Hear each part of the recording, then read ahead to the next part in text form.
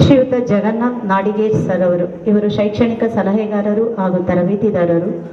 ಈ ಒಂದು ಸುದಿನದಂದು ಅವರು ಒಂದಷ್ಟು ವಿಷಯಗಳನ್ನು ನಿಮ್ಮೊಂದಿಗೆ ಹಂಚಿಕೊಳ್ಳಲಿದ್ದಾರೆ. ಜೋರಾದ ಚಪ್ಪಾಳೆಯ ಮೂಲಕ ಅವರನ್ನು ವೇದಿಕೆಗೆ ಬರಮಾಡಿಕೊಳ್ಳೋಣ. ಜಗತ್ತಿನಲ್ಲಿ ಇಲ್ಲಿವರೆಗೆ ಆಗಿ ಹೋದಂತಹ ಎಲ್ಲ ಗುರು ಮಹನೀಯರನ್ನ ಸ್ಮರಿಸಿಕೊಳ್ತಾ ಹಾಗೂ ಮಾತೃ ಸ್ವರೂಪರು ಹಾಗೂ ಎಲ್ಲ ನನ್ನ ತಾಯಿ ಎಲ್ಲ ತಾಯಿಯಂದರನ್ನು ಕೂಡ ಅವರಿಗೂ ನಮನಗಳನ್ನು ಸಲ್ಲಿಸ್ತಾ, ನಾನು ಸದ್ಯಕ್ಕೆ ಹೇಳಿದೆ ಎಷ್ಟು ವರ್ಷದಿಂದ ಈ ಥರ ಕಾರ್ಯಕ್ರಮ ಮಾಡ್ತಾ ಇದ್ದೀರಾ ಅಂತ. ಇದು 2ನೇ ವರ್ಷ ಅಂತ ಹೇಳಿದರು. ಬಹಳ ಒಂದು ಒಳ್ಳೆಯ ಕಾರ್ಯಕ್ರಮ. ಕಳೆದ ನಾನಂತೂ ಒಂದು 10-15 ವರ್ಷದಿಂದ ನಮ್ಮ ಶಾಲೆಯಲ್ಲಿ ನಾವು ಮಾಡ್ತಾ ಇದ್ವಿ. ನಿಜಕ್ಕೂ ಅದು ಕೂಡ ಈ ಗುರುಪೂರ್ಣಿಮೆಯ ಸಮಯದಲ್ಲಿ ಇಂತಹ ಒಂದು ಹೃದಯ ಸ್ಪರ್ಶಿ ಕಾರ್ಯಕ್ರಮವನ್ನು ಮಾಡ್ತಾ ಇರುವಂತಹ ಶಾಲಾ ಆಡಳಿತ ಮಂಡಳಿಯವರಿಗೆ ಮತ್ತು ಎಲ್ಲ ಗುರು ವೃಂದದವರಿಗೂ ಒಂದು ಸತಿ ಜೋರಾಗಿ ಚಪ್ಪಾಳೆ ತಟ್ಟಿ ಅವರನ್ನು ಅಭಿನಂದಿಸೋಣ. ಸ್ವಲ್ಪ ಹೊತ್ತು ಇದರ ಬಗ್ಗೆ ಒಂಚೂರು ಚಿಂತನೆ ಮಾಡೋಣ. ಬೇಕಾ ಈ ಥರದ ಕಾರ್ಯಕ್ರಮಗಳು ಅಂತ ನಿರೂಪಣೆ ಮಾಡಬೇಕಾದ್ರೆ ಮತ್ತು ಸರ್ ಕೂಡ ಹೇಳಿದರು, ಇವತ್ತು ನಾವೆಲ್ಲರೂ ಮಾತನಾಡ್ತೇವೆ. ಮಕ್ಕಳೇ, ನನ್ನ ಜೊತೆ ಸ್ವಲ್ಪ ನೀವು ಹೆಚ್ಚು ಮಾತಾಡ್ತೀರಾ? ನೀವು ಎಲ್ಲಿದ್ದೀರೋ ಅಲ್ಲಿಂದ ಮಾತಾಡ್ತೀರಾ? ಎಷ್ಟು ಜನ ಇಂಟ್ರ್ಯಾಕ್ಟ್ ಮಾಡ್ತೀರಾ? ಬೇಕಾ ನಾನೇ ಕೆಳಗೆ ಬರ್ತೀನಿ, ಇಂಟ್ರ್ಯಾಕ್ಟ್ ಮಾಡ್ತೀರಾ? ನಾನು ಕೇಳೋ ಪ್ರಶ್ನೆಗೆ ಉತ್ತರ ಕೊಡ್ತೀರಾ? ಸೊ ಇವತ್ತು ನೀವು ಕೇಳ್ತಿರ್ಬೋದು, ದೊಡ್ಡವರು ಹೇಳ್ತಾ ಇರೋದು, ತಂದೆ ತಾಯಿ ಅಥವಾ ಟೀಚರ್ಸು ಅಥವಾ ಬೇರೆ ಬೇರೆ ಮೀಡಿಯಾಗಳಲ್ಲಿ ಒಂದು ಮಾತು ಪದೇ ನೀವು ಕೇಳ್ತಾ ಇರ್ತೀರಾ, ಹಿಂದಿನ ಕಾಲ ಇದ್ದ ಹಾಗೆ ಈಗ ಇಲ್ಲ ಅಂತ. ಕೇಳಿದಿರಾ? ಎಷ್ಟು ಜನ ಕೇಳಿದಿರಾ? ಮಕ್ಕಳು ಕೈ ಎತ್ತಿ ನೋಡೋಣ. ಹಿಂದೆ ಇದ್ದ ಹಾಗೆ ಈಗಿಲ್ಲ, ಹಿಂದಿನ ಮಕ್ಕಳು ಇದ್ದ ಹಾಗಿಲ್ಲ, ಹಿಂದಿನ ಸಮಾಜ ಇದ್ದ ಹಾಗಿಲ್ಲ, ಹಿಂದೆ ಇದ್ದ ಹಾಗಿಲ್ಲ ಅಂತ ಕೇಳಿದಿರಾ? ಎಷ್ಟು ಜನ ಕೇಳಿದಿರಿ? ಸರಿಯಾಗಿ ಕೈ ಎತ್ತಿ. Very good. ಹಾಗಾದ್ರೆ ಏನಿಲ್ಲ? ಅದೇ ಸೂರ್ಯ, ಅದೇ ಭೂಮಿ, ಅದೇ ಚಂದ್ರ, ಅದೇ ನಕ್ಷತ್ರ, ಅದೇ ಮಳೆ, ಏನಿಲ್ಲ ಹಾಗಾದ್ರೆ? ಯಾರು ಹೇಳ್ಬೋದ? ಅಲ್ಲ, ಮಕ್ಕಳೇ ಮಾತಾಡ್ಲಮ್ಮ. ಏನಿಲ್ಲ ಹೇಳ್ತೀರಾ? ಏನಿಲ್ಲ ಹೇಳಿ. ಹಿಂದಿನ ಕಾಲ ಇದ್ದ ಹಾಗೆ ಈಗ ಇಲ್ಲ ಅಂತ ಯಾಕೆ ಹೇಳ್ತಾರೆ? ಡ್ರೆಸ್ ಚೇಂಜ್ ಆಗಿದೆ, ಈಗ ನೀವು ಜೀನ್ಸ್ ಪ್ಯಾಂಟ್ ಹಾಕೊಳ್ತಾ ಇದ್ದೀರಿ ಅಂತನಾ? ಯಾಕೆ? ಏನ್ ಚೇಂಜ್ ಆಗಿದೆ ಗೊತ್ತಾ? ಹೇಳ. ಬಿಹೇವಿಯರ್. ಜ್ವರ ಚಪ್ಪಾಳೆ ತಟ್ಟಿ. Very good, very good, very good, very good, very good. Behaviour change ಆಗಿದೆ. ನಾನು ತುಂಬಾ ಹೆಚ್ಚು ಇದು ಮಾಡ್ಲಿಕ್ಕೆ ಹೋಗಲ್ಲ, ನೇರವಾದ ವಿಷಯಕ್ಕೆ ಬರ್ತೀನಿ. 2 ವಿಷಯಗಳಲ್ಲಿ ನಮ್ಮ ಸಮಾಜ ತುಂಬಾ ಏನಂತೇವೆ, ಫಾಲ್ ಅಂತ ಇಂಗ್ಲಿಷಲ್ಲಿ ಹೇಳ್ತಾರಲ್ಲ, ಕುಸಿತ ಆಗ್ತಾ ಇದೆ. ಇವತ್ತೇನಾದ್ರೂ ಭಾರತ ಅಥವಾ ಸಮಾಜ ಮೊದಲಿದ್ದ ಹಾಗೆ ಇವತ್ತಿಲ್ಲ ಅಂತ ನಮಗೆ ಅನ್ನಿಸ್ತಾ ಇದ್ರೆ 2 ಮುಖ್ಯವಾದ ವಿಷಯಗಳಲ್ಲಿ. ದುಡ್ಡು ಜಾಸ್ತಿ ಆಗಿದೆ. ನಾವು ಚಿಕ್ಕವರಿದ್ದಾಗ ತಂದೆ ತಾಯಿಗಳಿಗೆ ಚೆನ್ನಾಗಿ ಅರ್ಥ ಆಗುತ್ತೆ. ನಾವು ಚಿಕ್ಕವರಿದ್ದಾಗಕ್ಕೂ ಈಗಕ್ಕೂ, ಈಗ ಬಹುಶಃ ನಮಗೆಲ್ಲ, ನಾವು ನಿಮ್ಮ ತಂದೆ ತಾಯಿ ಚಿಕ್ಕವರಿದ್ದಾಗ, ನನ್ ಬಿಟ್ಬಿಡಿ, ನಿಮ್ಮ ಎದುರುಗಡೆ ನಿಮ್ಮ ತಂದೆ ತಾಯಿ ಇದಾರಲ್ಲ, ಅವ್ರು ಚಿಕ್ಕವರಾಗಿದ್ದಾಗ ಅವರಿಗೆ 4 ಆಣೆ 50 ಪೈಸೆ ಸಿಕ್ಕರೆ ಅದೇ ದೊಡ್ಡದು. ಈಗ ನಿಮ್ಮ ಕೈನಲ್ಲಿ 500 ರೂಪಾಯಿ ಕೊಟ್ಟರು ನಿಮಗೆ ಇಷ್ಟೇನಾ ಅಂತೀರ ನೀವು? ಅರ್ಥ ಆಯ್ತಾ? ಈಗ ನಾಳೆ ಟೂರ್ಗೆ ಏನಾದ್ರು ಕರ್ಕೊಂಡು ಹೋದಾಗ ನೀವು 500 ರೂಪಾಯಿ ತಗೋ ನಿನ್ನ ಖರ್ಚಿಗೆ ಅಂದ್ರೆ ಇಷ್ಟೇ ಏನಮ್ಮ ಅಂತೀರ. ನಾವೆಲ್ಲ 50 ಪೈಸೆ 1 ರೂಪಾಯಿ ಕೊಟ್ಟರೆ ನಮ್ಗೆ ಅದು ದೊಡ್ಡದಾಗಿತ್ತು. ದುಡ್ಡು ಜಾಸ್ತಿ ಆಗಿದೆ. ಇವತ್ತು ಕಾರುಗಳು ಜಾಸ್ತಿ ಆಗಿದೆ, ಎಲ್ಲವೂ ಜಾಸ್ತಿ ಆಗಿದೆ. ನಾವೆಲ್ಲ, ನಿಮ್ಮ ತಂದೆ ತಾಯಿ, ನನ್ ಬಿಟ್ಬಿಡಿ, ನಿಮ್ಮ ತಂದೆ ತಾಯಿ, ಪದೇ ನಾನು ಅದನ್ನ ಹೇಳ್ತಾ ಇದ್ದೀನಿ, ನಿಮ್ಮ ತಂದೆ ತಾಯಿ ಚಿಕ್ಕವರಾಗಿದ್ದಾಗ ಒಂದು ಸಣ್ಣ ರೂಮ್ನಲ್ಲಿ 5-6 ಜನ ಮಲಗ್ತಿದ್ರು. ಅವ್ರ ಮಕ್ಕಳಾಗಿದ್ದಾಗ, ಅವ್ರ ಚಿಕ್ಕ ಹುಡುಗರಾಗಿದ್ದಾಗ ಎಲ್ಲರೂ ಒಟ್ಟಿಗೆ ಮಲಗ್ತಾ ಇದ್ರು. ಇವತ್ತು ಒಬ್ಬೊಬ್ಬನಿಗೆ ಒಂದೊಂದು ರೂಮ್ ಇದೆ. ಆ ದೃಷ್ಟಿನಲ್ಲಿ ನಾವು ಬಹಳ ಬೆಳೆದಿದ್ದೀವಿ. ಆದ್ರೆ 2 ವಿಷಯ ತುಂಬಾ ಕಡಿಮೆ ಆಗಿದೆ. ಅದರಿಂದ ಸಮಾಜದಲ್ಲಿ ತುಂಬಾ ಇಷ್ಟೆಲ್ಲ ಸಮಸ್ಯೆಗಳು ನೋಡ್ಲಿಕ್ಕೆ 2 ಕಾರಣ. ಒಂದು, ಮಾನವೀಯ ಸಂಬಂಧಗಳಿಲ್ಲ. ಇನ್ನೊಂದು, ಮಾನವೀಯ ಮೌಲ್ಯಗಳಿಲ್ಲ. ಇವು 2ರ ಕುಸಿತ ಎಲ್ಲ ಕಡೆ ನಾವು ನೋಡ್ತಾ ಇದ್ದೇವೆ. ನಾನು ಇನ್ನೊಂದ್ಸತಿ ರಿಪೀಟ್ ಮಾಡ್ತೀನಿ. ಮಾನವೀಯ ಸಂಬಂಧಗಳು ಅಂದ್ರೆ ಹ್ಯೂಮನ್ ರಿಲೇಶನ್ಶಿಪ್. ಹ್ಯೂಮನ್ ರಿಲೇಶನ್ಶಿಪ್ ಅಂದ್ರೇನು? ನಿನ್ನೆ ನಾನು ಯಾವುದೊಂದು ಇದ್ರಲ್ಲಿ ನೋಡ್ತಾ ಇದ್ದೆ. ನನಗೆ ಯಾರೋ ಒಂದು ಉಪನ್ಯಾಸದಲ್ಲಿ ಕಳಿಸಿದ್ದನ್ನು ಹೇಳಿದ್ರು, ಎಷ್ಟು ಸರಿ ಇದೆಯಲ್ಲ ಅಂತ ಅನ್ನಿಸ್ತು. ಹಿಂದೆ ಅಂದ್ರೆ ಬಹಳ ಹಿಂದೆ ಅಲ್ಲ, ನಾನು ಹೇಳ್ತಾ ಇರೋದೇನು, ಇಲ್ಲಿ ನೀವು ನೋಡ್ತಾ ಇದ್ರಲ್ಲ, ಈ ತರ ವೇದ ಕಾಲದ ಮಾತಾಡ್ತಾ ಇಲ್ಲ. ಒಂದು 30-40 ವರ್ಷದ ಹಿಂದೆ, 20-30 ವರ್ಷದ ಹಿಂದೆ ಯಾರನ್ನಾದ್ರೂ ರೈಲ್ವೆ ಸ್ಟೇಷನ್ಗೆ ಬಿಡ್ಲಿಕ್ಕೆ ಹೋದ್ರೆ ಕಳಿಸ್ಲಿಕ್ಕೆ ಹೋಗೋರು ಅಳ್ತಿದ್ರು, ಅಂದ್ರೆ ಬೇಜಾರಾಗ್ತಿದ್ರು. ಯಾವಾಗ ಬರ್ತೀಯ ಲೆಟ್ರ್ ಹಾಕು, ಹಂಗೆ ಹಿಂಗೆ ಅನ್ನೋರು. ಇವತ್ತು ಹಂಗಿಲ್ಲ. ಇವತ್ತು ಯಾಕಂದ್ರೆ ನೀವು ರೈಲಲ್ಲಿ ಕುತ್ಕೊಂಡು ವಾಟ್ಸ್ಆಪ್ ವಿಡಿಯೋ ಕಾಲ್ ಮಾಡ್ಬೋದು, ನೀವು ಇಳಿತಾನೂ ವಾಟ್ಸ್ಆಪ್ ವಿಡಿಯೋ ಕಾಲ್ ಮಾಡ್ಬೋದು. ಹಿಂದೆ ರೈಲ್ವೆ ಸ್ಟೇಷನ್ ನಲ್ಲಿ ಯಾರನ್ನಾದ್ರೂ ಕಳಿಸ್ಬೇಕಾದ್ರೆ ಅವ್ರು ಅಳ್ತಿದ್ರು. ಇವತ್ತು ಸ್ಮಶಾನದಲ್ಲೂ ಯಾರು ಅಳಲ್ಲ. ಅರ್ಥ ಆಗುತ್ತಾ? ಸ್ಮಶಾನದಲ್ಲೂ ಇವತ್ತು ಯಾರು ಅಳ್ತಾ ಇಲ್ಲ. ಇವತ್ತು ಪರಿಸ್ಥಿತಿ ಹೆಂಗಾಗಿದೆ ಅಂದ್ರೆ, ಜನರಲ್ಲಿ, ಅದರಲ್ಲೂ ವಿಶೇಷವಾಗಿ ಇವತ್ತಿನ ಮಕ್ಕಳಲ್ಲಿ ಎಮೋಷನ್ಸೇ ಇಲ್ಲ ಮಕ್ಕಳೇ, ಭಾವನೆಗಳೇ ಇಲ್ಲ. ಯಾಕೆ ನೀವು ಗಲಾಟೆ ಮಾಡ್ತೀರಾ, ಯಾಕೆ ನೀವು ಮಾತಾಡ್ತೀರಾ, ಯಾಕೆ ನೀವು ಮೊಬೈಲ್ ಹಿಂದೆ ಹೋಗ್ತೀರಾ, ಯಾಕೆ ನೀವು ಬೇರೆ ಬೇರೆ ವಿಷಯದ ಕಡೆಗೆ ಹೋಗ್ತೀರಾ ಅಂದ್ರೆ ಎಮೋಷನ್ಸ್ ಇಲ್ಲ ನಿಮಗೆ. ತಂದೆ ತಾಯಿ ಹತ್ರ ಏನಿದೆ ಅನ್ನೋದು ನಿಮ್ಗೆ ಗೊತ್ತಾಗ್ತಾ ಇಲ್ಲ. ಈ ತರದ ಕಾರ್ಯಕ್ರಮ ಯಾಕೆ ಈ ಶಾಲೆ ನಿಮಗೆ ತಂದೆ ತಾಯಿಯ ಪಾದ ಪೂಜೆ ಮಾಡಿಸ್ತಾ ಇದ್ದಾರೆ ಅಂದ್ರೆ ನಿಮ್ಗೆ ಗೊತ್ತಾಗ್ಬೇಕು ವಾಟ್ ಇಸ್ ದ ಇಂಪಾರ್ಟೆನ್ಸ್, ತಂದೆ ತಾಯಿಯ ಮಹತ್ವ ಏನು ಅಂತ. ನೋಡಿ, ಈ ಭಾರತೀಯ ಸಂಸ್ಕೃತಿ ಜಗತ್ತಿನಲ್ಲೇ ಅದ್ಭುತವಾದ ಸಂಸ್ಕೃತಿ. ಈ ಸಂಸ್ಕೃತಿಯ ವಿಶೇಷತೆ ತುಂಬಾ ಇದೆ. ನಾನು ಇನ್ನೊಂದ್ಸತಿ ಯಾವಾಗಾದ್ರೂ ಬಂದಾಗ ಅದ್ರ ಬಗ್ಗೆನೇ ಮಾತನಾಡೋಣ, ಭಾರತೀಯ ಸಂಸ್ಕೃತಿ ಬಗ್ಗೆನೇ ಮಾತನಾಡೋಣ. ಇವತ್ತಿಗೆ ಸಂಬಂಧಪಟ್ಟ ಹಾಗೆ, ಇವತ್ತಿನ ಕಾರ್ಯಕ್ರಮಕ್ಕೆ ಸಂಬಂಧಪಟ್ಟ ಹಾಗೆ ನಾನು ಮಾತಾಡ್ತೀನಿ. ನಮ್ಮ ಸಂಸ್ಕೃತಿ ಎರಡು ವಿಷಯ ಹೇಳುತ್ತೆ, ಎರಡು ಶ್ಲೋಕಗಳನ್ನು ನಾನು ನಿಮಗೆ ನೆನಪು ಮಾಡ್ಕೊಡ್ತೀನಿ. ಒಂದು ನೀವು ಕೇಳಿರ್ಬೋದು, ತ್ವಮೇವ ಮಾತಾ ಚ ಪಿತಾ ತ್ವಮೇವ, ತ್ವಮೇವ ಬಂಧುಶ್ಚ ಸಖಾ ತ್ವಮೇವ, ತ್ವಮೇವ ವಿದ್ಯಾ ದ್ರವಿಣಂ ತ್ವಮೇವ, ತ್ವಮೇವ ಸರ್ವಂ ಮಮ ದೇವ ದೇವ ಅಂತ. ಕೇಳಿದಿರಾ ಮಕ್ಕಳು? ಯಾರಾದ್ರು ಕೇಳಿದಿರಾ? ಕೇಳಿದ್ರೆ ಕೈ ಎತ್ತಿದ್ದೀರಾ? ಯಾರು ಕೇಳಿದಿರಾ? ಇಲ್ಲ, ಕೇಳಿಲ್ಲ. ತಂದೆ ನೀನು, ತಾಯಿ ನೀನು, ಬಂಧು ನೀನು, ಬಳಗ ನೀನು ಅಂತ ಕೇಳಿದಿರಾ? ಬಸವಣ್ಣನವರು ಬರೆದಿರೋ ವಚನ ಕೇಳಿದಿರಾ? ಎಷ್ಟು ಜನ ಕೇಳಿದಿರಿ? ಕೈ ಎತ್ತಿ. Very good. ಅದರದ್ದೇ ಸಂಸ್ಕೃತದ ಕನ್ನಡ ಟ್ರಾನ್ಸ್ಲೇಷನ್ ಅದನ್ನು ಬರ್ತದೆ. ತ್ವಮೇವ ಅಂದ್ರೆ ನಮ್ಮ ಸಂಸ್ಕೃತಿ ಎಂತಹ ಸಂಸ್ಕೃತಿ ಅಂದ್ರೆ ದೇವರಿಗೆ ಹೇಳುತ್ತೆ, ಓ ದೇವ್ರೆ, ನೀನೇ ನನ್ನ ತಾಯಿ, ನೀನೇ ನನ್ನ ತಂದೆ, ನೀನೇ ನನ್ನ ಬಂಧು, ನೀನೇ ನನ್ನ ಬಳಗ, ನೀನೇ ನನಗೆಲ್ಲ ಅಂತ. ಅರ್ಥ ಆಗುತ್ತೆ? ಅದು ಒಂದು ಕಡೆ, ನಾನು ಸಂಸ್ಕೃತದ್ದೇ ಒಂದು ಕಡೆ ಹೇಳಿದೆ. ಇನ್ನೊಂದು ಕಡೆ ಏನ್ ಹೇಳುತ್ತೆ ಅಂದ್ರೆ ಮಾತಾ ಚ ಪಾರ್ವತೀ ದೇವಿ ಪಿತಾ ದೇವೋ ಮಹೇಶ್ವರ ಅಂತ ಹೇಳುತ್ತೆ. ನೋಡಿ ಎಷ್ಟು ಚೆನ್ನಾಗಿದೆ ಅಲ್ವಾ? ಅಂದ್ರೆ ದೇವರನ್ನ ತಾಯಿ ಅಂತ ಹೇಳುತ್ತೆ, ತಾಯಿಯನ್ನ ದೇವರು ಅಂತ ಹೇಳುತ್ತೆ, ತಂದೆಯನ್ನ ದೇವರು ಅಂತ ಹೇಳುತ್ತೆ, ದೇವರನ್ನೇ ತಂದೆ ಅಂತ ಹೇಳುತ್ತೆ. ಇದು ಈ ಸಂಸ್ಕೃತಿಯ ವಿಶೇಷತೆ. ಬಹುಶಃ ನಿಮ್ಗೆ ಯಾಕೆ ಇವತ್ತು ಈ ಕಾರ್ಯಕ್ರಮ ಈ ಶಾಲೆಯವರು ಮಾಡಿಸ್ತಾ ಇದ್ದಾರೆ ಅಂದ್ರೆ ಅದಕ್ಕೋಸ್ಕರ. First you must know the importance of your parents and teachers. ಮಕ್ಕಳೇ, ನೀವು ಈ ಸ್ಕೂಲಿಂದ ಏನ್ ಕಲಿತೀರೋ ಬಿಡ್ತಿರೋ ನನಗೆ ಗೊತ್ತಿಲ್ಲ. ಕನ್ನಡ ಕಲಿತಿರೋ, ಇಂಗ್ಲಿಷ್ ಕಲಿತಿರೋ, ಮ್ಯಾಥ್ಸ್ ಕಲಿತಿರೋ, ಸೈನ್ಸ್ ಕಲಿತಿರೋ, ಸೋಷಿಯಲ್ ಕಲಿತಿರೋ, 6 ಸಬ್ಜೆಕ್ಟ್ ಅಲ್ಲಿ ಏನ್ ಕಲಿತಿರೋ, ಎಷ್ಟು ಕಲಿತಿರೋ ಗೊತ್ತಿಲ್ಲ. ಇದೊಂದು ಬಹಳ ಒಳ್ಳೆಯ ಶಾಲೆ. ನಾನು ಲೋಕನಾಥ್ ಸರ್ ಜೊತೆಗೂ, ನಾನು ದಾವಣಗೆರೆಗೆ ಅವ್ರು ಬಂದಾಗ ಅವ್ರ ಜೊತೆಗೆ ನಾನು ಮಾತಾಡಿದ್ದೀನಿ.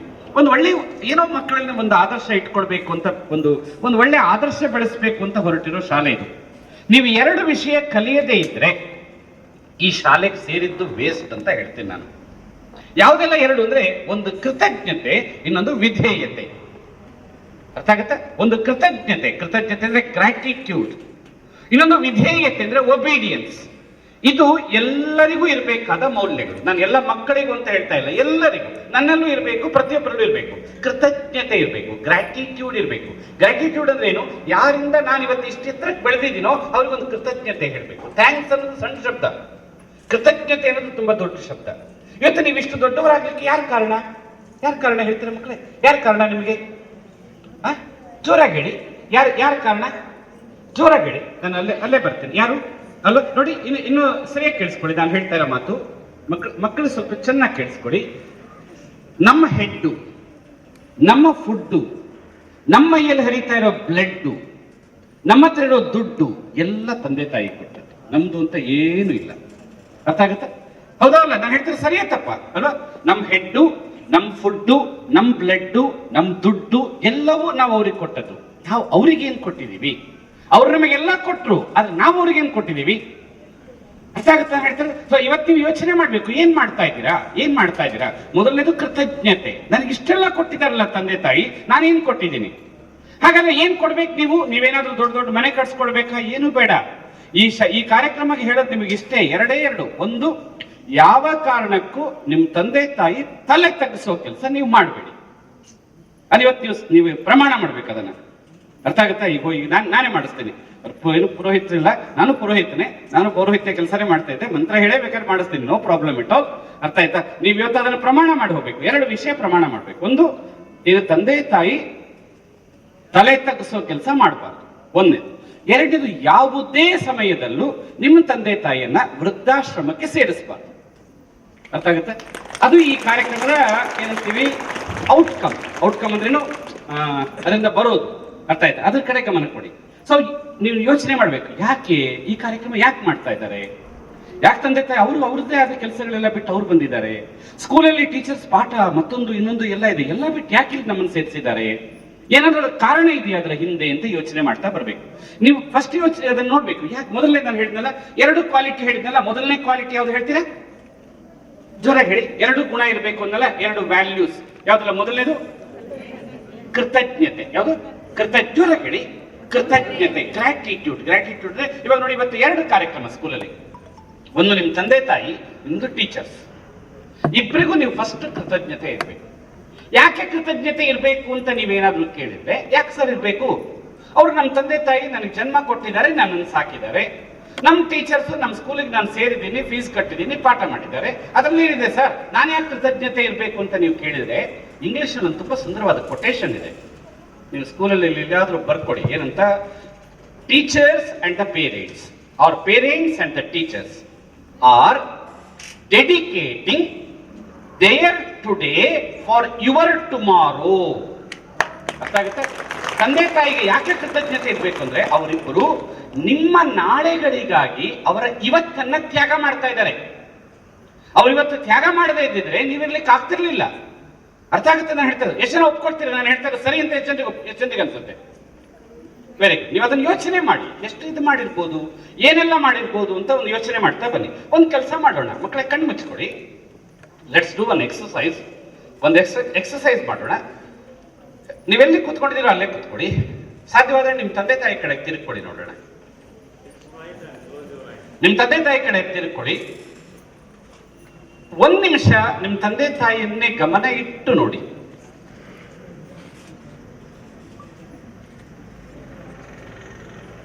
ಗಮನ ಕೊಟ್ಟು ನೋಡಿ ಅವರನ್ನ. ನೀವು ಇದಕ್ಕಿಂತ ಮುಂಚೆ ಹೇಗೆ ನೋಡ್ತಿದ್ರೆ ಹಾಗೆ ನೋಡ್ಬೇಡಿ. ಅವ್ರ ನಿಮ್ಮ ಮನಸ್ಸಿನಲ್ಲಿ ಏನೆಲ್ಲ ಬರಬೇಕು ಅಂದ್ರೆ, ನಿಮ್ಮ ತಂದೆ ತಾಯಿ ಏನ್ ಕೆಲಸ ಮಾಡ್ತಾ ಇದ್ದಾರೆ, ನಿಮಗೋಸ್ಕರ ಏನೆಲ್ಲ ಕಷ್ಟ ಪಡ್ತಾ ಇದ್ದಾರೆ, ಏನೆಲ್ಲ ತ್ಯಾಗ ಮಾಡ್ತಾ ಇದ್ದಾರೆ, ಅದನ್ನ ನಿಮ್ ಕಣ್ ಮುಂದೆ ತಂದ್ಕೊಳ್ಳಿ. ನೀವೇನ್ ಚಿಕ್ಕ ಮಕ್ಕಳಲ್ಲ, 10th ಸ್ಟ್ಯಾಂಡರ್ಡ್. ಅವ್ರು ಏನ್ ಮಾಡ್ತಾರೆ, ಏನ್ ಬಿಡ್ತಾರೆ ಅನ್ನೋದು ನಿಮಗೆ ಗೊತ್ತಾಗತ್ತೆ. ನೀವು ತುಂಬಾ ಚಿಕ್ಕವರಾಗಿದ್ದಾಗಿನಿಂದ ನಿಮ್ಮ ಚೈಲ್ಡ್ಹುಡ್ ಅನ್ನು ನೆನಪು ಮಾಡ್ಕೊಳ್ತಾ ಬನ್ನಿ.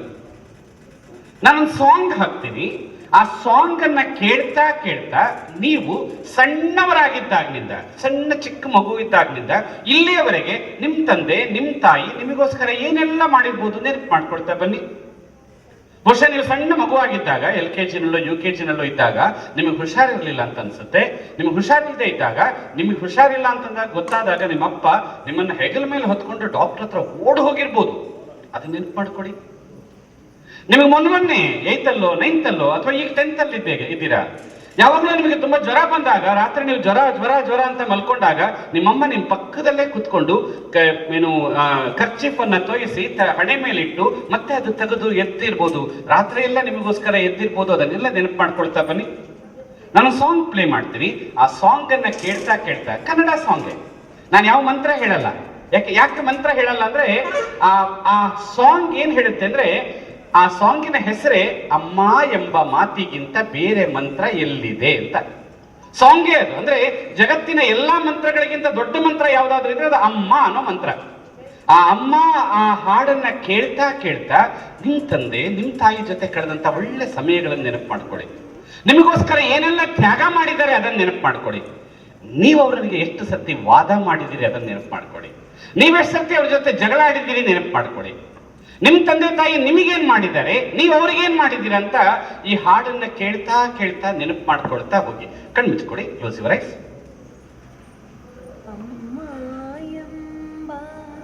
ಮಾತಿಗಿಂತ ಬೇರೆ ಮಂತ್ರ ಎಲ್ಲಿದೆ, ಅಮ್ಮ ಎಂಬ ಮಾತಿಗಿಂತ ಬೇರೆ ಮಂತ್ರ ಎಲ್ಲ ನೆನಪು ಮಾಡ್ಕೊಳ್ತಾ ಅದು ನೀಡುವ ಶಾಂತಿ ಕಾಂತಿ, ಇವತ್ತು ನಿಮ್ಮ ಹತ್ರ ಎಲ್ಲ ಇದೆ. ಅದು ನೀಡುವ ನಿಮ್ ತಂದೆ ತಾಯಿ ಏನೆಲ್ಲ ಮಾಡಿರ್ಬೋದು ಎಲ್ಲ ನೆನಪು ಮಾಡ್ಕೊಳ್ಳಿ.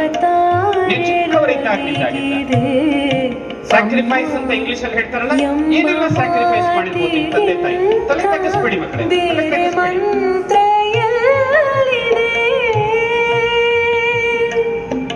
ನಿಮ್ಗೆ ಹುಷಾರಿಲ್ಲದೆ ಇದ್ದಾಗ, ನಿಮಗೆ ಹಸಿವೆ ಆದಾಗ ಏನ್ ಮಾಡಿರ್ಬೋದು?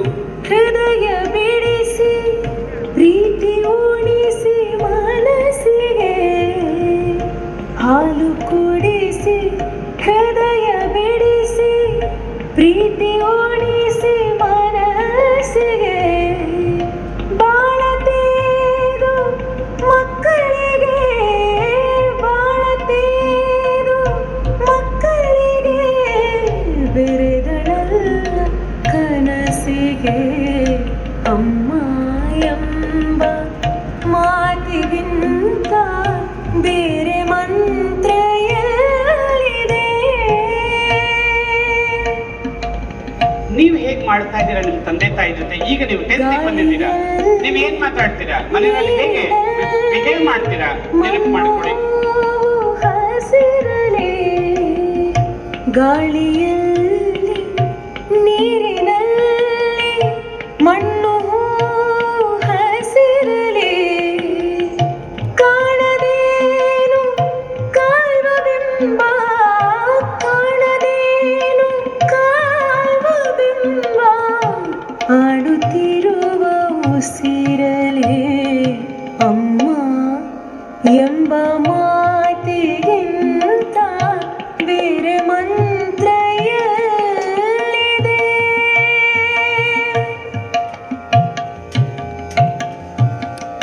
ಮರಿವೆ ಒಂದು ನಿಮಿಷ ನೋಡಿ, ಸ್ವಲ್ಪ ಈ ಕಡೆ ತಿಳ್ಕೊಳ್ಳಿ.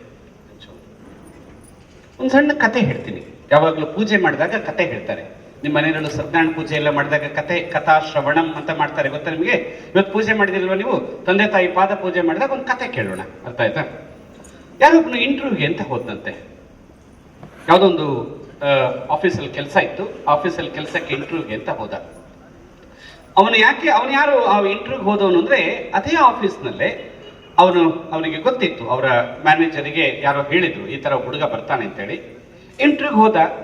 ನೀವು ನೋಡ್ತಿರಲ್ಲ, ಈಗಿನ ಹುಡುಗರೆಲ್ಲ ಹೇಗಿರ್ತಾರೋ ಹಾಗೆ ಜೀನ್ಸ್ ಪ್ಯಾಂಟ್ ಹಾಕೊಂಡಿದ್ದಾನೆ, ಹೇರ್ ಕಟಿಂಗ್ ಹೆಂಗೆಂಗೋ ಮಾಡಿಸ್ಕೊಂಡಿದ್ದಾನೆ ಅಲ್ವಾ? ಯಾರ್ಯಾರೋ ಫಿಲ್ಮ್ ಹೀರೋಗಳ ತರ ಹೇರ್ ಕಟಿಂಗ್ ಮಾಡಿಸ್ಕೊಂಡಿದ್ದಾನೆ, ಯಾವ್ಯಾವುದೋ ಟೀ ಶರ್ಟ್ ಏನೇನೋ ಹಾಕೊಂಡಿದ್ದಾನೆ. ಹಂಗೆ ಏನು ಬೈಕಲ್ಲಿ ಹೋಗಿದ್ದಾನೆ, ಬೈಕ್ ಕೀ ಹಿಂಗೆ ಅಲ್ಲಾಡ್ಸ್ಕೊಂತ ಹಿಂಗೆ ತಿರುಗಿಸ್ಕೊಂತ ಇಂಟರ್ವ್ಯೂ ರೂಮ್ ಒಳಗಡೆ ಹೋದ. ಆ ಹುಡುಗನ ತಾಯಿ ಈ ಮ್ಯಾನೇಜರಿಗೆ ಚೆನ್ನಾಗಿ ಗೊತ್ತಿತ್ತು. ಅವನ ಒಳಗಡೆ ಬಂದ. ಕಲ್ಪಿಸ್ಕೊಡಿ ನಾನು ಹೇಳ್ತಾ ಇರೋದನ್ನ. ಚೇಂಬರಲ್ಲಿ ಮ್ಯಾನೇಜರ್ ಕೂತಿದ್ದಾರೆ, ಇವನು ಹಿಂಗೆ ಸ್ಟೈಲ್ ಆಗಿ ಹೋದ, ಈಗಿನ ಕಾಲದ ಹೇಗೆ ಇರ್ತಾರಲ್ಲ ಆ ಥರ ಹೋದ. ಒಳಗಡೆ ಹೋಗ್ತಿದ್ದಾಗ ಸರ್ ಕುತ್ಕೊಳ್ಳ ಅಂತ ಕೇಳಿದವನು. ಕುತ್ಕೊಳಪ್ಪ ಸರ್, ಅದೇ ನಮ್ಮಮ್ಮ ಹೇಳಿದಾರಲ್ಲ ಕೆಲಸಕ್ಕೆ ಅಂತ ಹೇಳಿ, ನಾನು ಅದಕ್ಕೆ ಬಂದಿದ್ದೀನಿ ಸರ್, ನಾಳಿಂದ ಕೆಲಸಕ್ಕೆ ಬರಲ್ಲ ಸರ್ ಅಂತ ಕೇಳಿದವನು.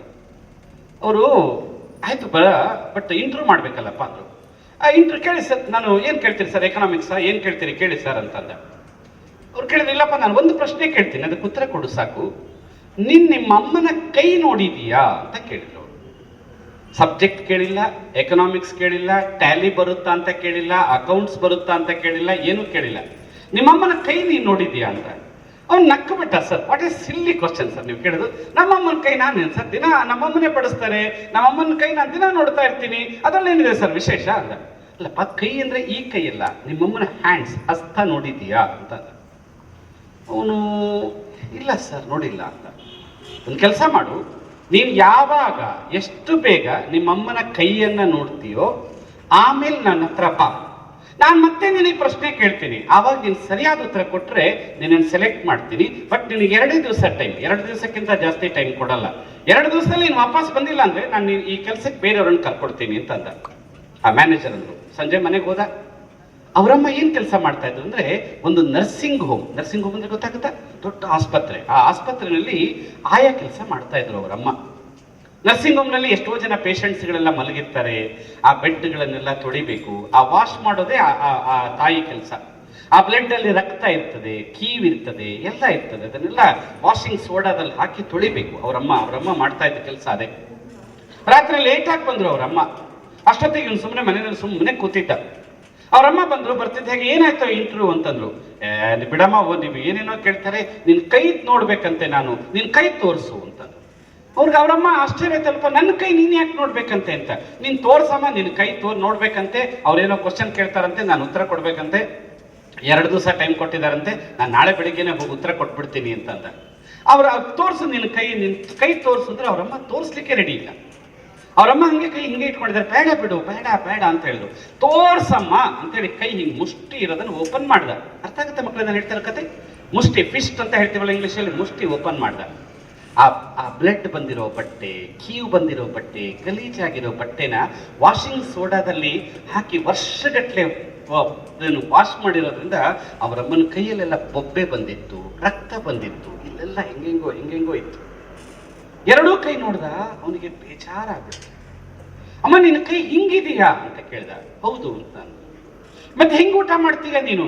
ಬಹಳ ಕೈ ನೋವಾಗುತ್ತಪ್ಪ, ಕೈ ನೋವಾಗುತ್ತೆ ಅಂತ. ಮತ್ತೆ ಏನ್ ಹೌದು, ಇಷ್ಟು ವರ್ಷ ಆಯ್ತು ನೀನೇನ್ ಕೆಲಸ ಮಾಡ್ತೀಯ ಅಂತಾನೆ ನಾನು ಕೇಳಿಲ್ಲ ಅಂತಂದ.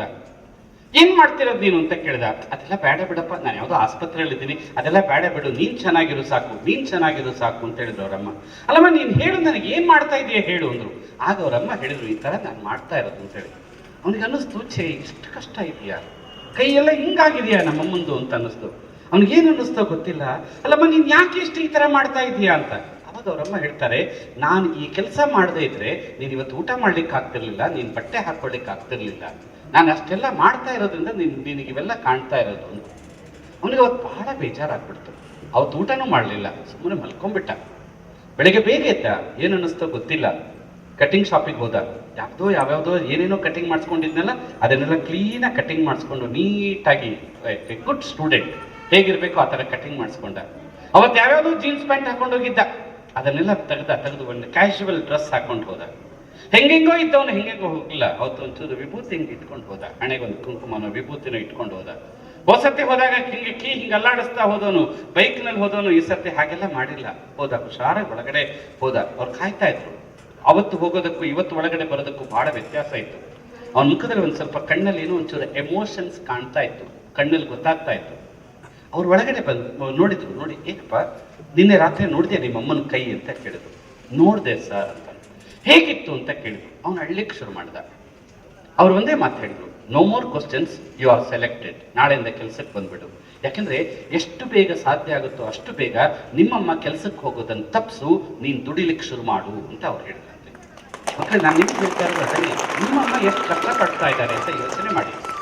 ನಿಮ್ಮ ತಂದೆ ತಾಯಿ, ಸರಿಯಾಗಿ ಕೇಳಿಸ್ಕೊಳ್ಳಿ ನನ್ನ ಮಾತು, ನಿಮ್ಮ ತಂದೆ ತಾಯಿ ಕಷ್ಟ ನಿಮಗೆ ಅರ್ಥ ಆಗದೇ ಇದ್ದರೆ, ನನಗೋಸ್ಕರ ನಮ್ಮ ತಂದೆ ತಾಯಿ ಎಷ್ಟು ಕಷ್ಟಪಡ್ತಾರೆ ಅಂತೇಳಿ ಆಸ್ ಎ SSLC ಸ್ಟೂಡೆಂಟ್ ನಿಮಗೆ ಅರ್ಥ ಆಗದೇ ಇದ್ರೆ, ನಾಳೆ ನಿಮ್ಮ SSLC ಎಕ್ಸಾಮ್ನಲ್ಲಿ ನಿಮಗೆ ಔಟ್ ಆಫ್ ಔಟ್ ಬಂದ್ರು ಮಾರ್ಕ್ಸ್ ಕಾರ್ಡ್ ಅನ್ನು ಹರಿದು ಬಿಸಾಕಿ, ಅದಕ್ಕೆ ಬೆಲೆ ಇಲ್ಲ, ಅದಕ್ಕೆ ಬೆಲೆ ಇಲ್ಲ. ನೀವು ಎಷ್ಟೇ ಮಾರ್ಕ್ಸ್ ತಗೊಳ್ಳಿ, 625 425 ತಗೋತಿರೋ, 500ಕ್ಕೆ 500 ತಗೋತಿರೋ, 600ಕ್ಕೆ 600 ತಗೊಳ್ತಿರೋ, ನಿಮ್ಮ ತಂದೆ ತಾಯಿಯ ಕಷ್ಟ ಅರ್ಥ ಆಗದಿರೋ ಮಕ್ಕಳಿಗೆ ಬೆಲೆನೇ ಇಲ್ಲ ಮಕ್ಕಳೇ. ಸೊ ಫಸ್ಟ್ ಅದನ್ನು ಚೆನ್ನಾಗಿ ಅರ್ಥ ಮಾಡ್ಕೊಳ್ಳಿ. ಅದೇ ಈ ಕಾರ್ಯಕ್ರಮದ ಮುಖ್ಯವಾದ ಉದ್ದೇಶ. ನೀವು ನಿಮ್ಮ ಲೈಫ್ ಲಾಂಗ್ ನಿಮ್ಮ ತಂದೆ ತಾಯಿಗೆ ಒಂದು ಸ್ವಲ್ಪ ಗ್ರೇಟ್ಫುಲ್ ಆಗಿರಿ, ಕೃತಜ್ಞತೆ ಇದೆ. ದರಾ ಬೇಂದ್ರೆ ಅಂತ ಯಾಕೆ ಅದರಲ್ಲೂ ವಿಶೇಷವಾಗಿ ತಾಯಿ ಬಗ್ಗೆ ಹೇಳ್ತಾರೆ. ಯಾಕಂದ್ರೆ ಇವತ್ತು ನೀವು ನೋಡಿ, ನಾನು ಮಾತಾಡ್ತಾ ಹೋದ್ರೆ ಎಷ್ಟು ಹೊತ್ತು ಬೇಕಾದ್ರೂ ಮಾತಾಡ್ಬೋದು. ತಾಯಿ ಬಗ್ಗೆ ನಮ್ಮ ದೇಶ, ಬರೀ ಭಾರತ ಮಾತ್ರ ಅಲ್ಲ, ಕುರಾನ್ನಲ್ಲಿ ಒಂದು ಮಾತಿದೆ, ಮಾಕಿ ಪೈರೋಮೆ ಜನ್ನತ್ ಪಡಾಹೆ ಅಂತ ಒಂದು ಮಾತಿದೆ ಕುರಾನ್ನಲ್ಲಿ. ಎಂತ ಅದ್ಭುತವಾದ ಮಾತು ಗೊತ್ತಾ? ಕುರಾನ್ ಹೇಳುತ್ತೆ ಜನ್ನತ್ ಅಂದ್ರೆ ಸ್ವರ್ಗ. ಸ್ವರ್ಗ ಎಲ್ಲಿದೆ ಅಂತ ಕೇಳಿದಾಗ ಅವ್ರು ಪ್ರವಾದಿ ಮೊಹಮ್ಮದ್ ಪೈಗಂಬರ್ ಅವ್ರು ಹೇಳ್ತಾರೆ, ಮಾಕಿ ಪೈರೋಮೆ ಜನ್ನತ್ ಪಡಾಹೆ ಅಂತ. ಅಂದ್ರೆ ತಾಯಿಯ ಕಾಲು ಬುಡದಲ್ಲೇ ಇದೆ, ಅದು ಬೇರೆ ಎಲ್ಲೋ ಇಲ್ಲ ಅಂತ ಹೇಳ್ತಾರೆ. ಸರ್, ನೀವು ಅದನ್ನು ಅರ್ಥ ಮಾಡ್ಕೊಳ್ಬೇಕು. ನಿಮ್ಮ ತಂದೆ ತಾಯಿ ಯಾಕೆ ನಿಮಗೋಸ್ಕರ ಹೇಳ್ತಾ ಇದ್ದಾರೆ, ಅವ್ರು ಏನ್ ಮಾಡ್ತಾ ಇದ್ದಾರೆ, ಅವ್ರು ಹೇಗಿದ್ ಮಾಡ್ತಾ ಇದ್ದಾರೆ, ಅವ್ರ ಮಾತಿನ ಉದ್ದೇಶ ಏನು, ಅವ್ರಿಗೆ ಬೇಕಾದ್ದೇನು ಅಂತ ನೋಡ್ಬೇಕು. ನಾನು ಹೇಳಿದ್ನಲ್ಲ ಎರಡು, ಒಂದು ಕೃತಜ್ಞತೆ. ಇವತ್ತು ನಾನು ಏನಾಗಿದ್ದೀನಿ, ಇನ್ನೊಂದು ಉದಾಹರಣೆ ಕೊಡ್ತೀನಿ ನಿಮಗೆ. ತಂದೆ ತಾಯಿ ಅಂದ ತಕ್ಷಣ ನಿಮ್ಮ ನೀವು ಇನ್ನು 10th ಅಲ್ಲಿದ್ದೀರಾ ಅಂತ ಹಾಗೆ ಅನ್ಕೋಬೇಡಿ. ನೀವು ಎಷ್ಟೇ ದೊಡ್ಡವರಾಗಿ, ನೀವು ತಾಯಿಗೆ ನೀವು ಮಗನೇ. ಊರಿಗೆ ಅರಸನಾದರೂ ತಾಯಿಗೆ ಮಗ ಅಂತ ಕನ್ನಡದಲ್ಲಿ ಒಂದು ಗಾದೆ ಇದೆ. ನೀವು ಎಷ್ಟೇ ದೊಡ್ಡವರಾಗಿ, ಯಾರೋ ಒಂದ್ಸತಿ ಹೀಗಾಯ್ತಂತೆ, ದೊಡ್ಡವನು ಅಂದ್ರೆ ಏನು, ನಿಮ್ಮ ತಂದೆಯ ವಯಸ್ಸು ಅಂತ ತಿಳ್ಕೊಳ್ಳಿಪ್ಪ, ನಿಮ್ಮ ತಂದೆ ವಯಸ್ಸು ಅಂತ ತಿಳ್ಕೊಳ್ಳಿ. ಅವ್ರು ಕೆಲಸ ಮಾಡ್ಲಿಕ್ಕೆ ಅಂತ ಹೊರಗಡೆ ಹೋಗಿದ್ರು, ರಾತ್ರಿ ಬಂದ್ರು. ರಾತ್ರಿ ಬರ್ಬೇಕಾದ್ರೆ ಜೋರಾಗಿ ಮಳೆ ಬರ್ತಾ ಇತ್ತು. ಅರ್ಥ ಆಗುತ್ತೆ ನಾನು ಹೇಳ್ತಾ ಇರೋದು? ಅರ್ಥ ಆಗ್ತಾ ಮಕ್ಕಳೇ? ಜೋರಾಗಿ ಮಳೆ ಬರ್ತಾ ಇತ್ತು. ತೊಯಿಸ್ಕೊಂಡೇ ಬಂದಾಗ ಅವ್ರ ಮನೆ ಒಳಗಡೆ ಫಸ್ಟ್ ಬರ್ತಿದ್ದ ಹಾಗೆ ನಿಮ್ಮ ತಾಯಿ ಅಂದ್ರೆ ಅವರ ಹೆಂಡತಿ ಅಲ್ವಾ, ಇವ್ರಿಗೆ ಹೆಂಡತಿ ಆಗ್ಬೇಕಲ್ಲ, ಅವ್ರು ಸಿಕ್ಕರು. ಅವ್ರೊಂದ್ ಮಾತು ಹೇಳಿದ್ರು, ಏನಂತ, ಮಳೆ ಬರ್ತಾ ಇದೆ, ಛತ್ರಿ ತಗೊಂಡು ಹೋಗ್ಬೇಕೋ ಬೇಡವೋ, ಅಷ್ಟು ಗೊತ್ತಾಗಲ್ವಾ ನಿಮ್ಗೆ, ಇಷ್ಟು ದಡ್ತನನ್ನ ಛತ್ರಿ ತಗೊಂಡು ಹೋಗ್ಬೇಕೋ ಬೇಡೋ ಅಂತ ಅವ್ರಮ್ಮ. ಅವರಪ್ಪ ಇದ್ರು ಅಂದ್ರೆ ನಿಮ್ಮ ಅಜ್ಜ, ಅವ್ರು ಏನ್ ಹೇಳಿದ್ರು ಗೊತ್ತಾ, ಮಳೆ ಬರ್ತಾ ಇತ್ತು, ಯಾಕೆ ಬರ್ಲಿಕ್ಕೆ ಹೋದಿ, ಎಲ್ಲಾದ್ರೂ ಒಂದ್ ಕಡೆ ನಿಂತ್ಕೊಂಡು ಮಳೆ ನಿಂತ ಮೇಲೆ ಬರ್ಬೇಕೋ ಬೇಡವೋ ಅಂತ ಹೇಳಿದ್ರು. ಅರ್ಥ ಆಗ್ತದೆ ಮಕ್ಕಳೇ? ಅಂದ್ರೆ ನಿಮ್ಮ ಒಬ್ಬ ವ್ಯಕ್ತಿಯ ಹೆಂಡತಿ ಹೇಳುವ ಮಾತೇ ಬೇರೆ, ತಂದೆ ಹೇಳುವ ಮಾತೇ ಬೇರೆ. ತಾಯಿ ಕುತ್ಕೊಂಡಿದ್ಲಂತೆ. ತಾಯಿ ಏನ್ ಹೇಳ್ತಾಳೆ ಗೊತ್ತಾ, ಹಾಳಾದ ಮಳೆ, ನನ್ನ ಮಗ ಮನೆಗೆ ಬರೋ ತನಕ ಸುಮ್ಮನಿರ್ಬಾರ್ದಾಗಿತ್ತ, ಅಲ್ಲೇ ತನಕ ಕಾಯ್ಲಿಕ್ಕಾಗಲ್ವಾ ಆ ಮಳೆಗೆ ಅಂತ ಹೇಳ್ತಾರಂತೆ. ಅಂದ್ರೆ ಅವ್ರಿಗೆ ಮಗ ಮಾಡಿದ ತಪ್ಪು ಅಂತ ಅನ್ಸಲ್ಲ, ಮಳೆ ಈಗ ಬಂದದ್ದು ಮಳೆದೇ ತಪ್ಪು ಅಂತ ಹೇಳ್ತಾರೆ. ನೋಡಿ, ಒಬ್ಬೊಬ್ಬರು ಒಂದೊಂದು ತರ ಮಾತಾಡ್ತಾರೆ. ಇನ್ನೊಂದು ಉದಾಹರಣೆ ಕೊಡ್ತೀನಿ. ತಂದೆ ಬರ್ತಾರೆ, ಹೊರಗಡೆ ಕೆಲಸ ಎಲ್ಲ ಮಾಡ್ಕೊಂಡು ರಾತ್ರಿ 7:30 8:00 9 ಗಂಟೆಗೋ ಮನೆಗೆ ಬರ್ತಾರೆ.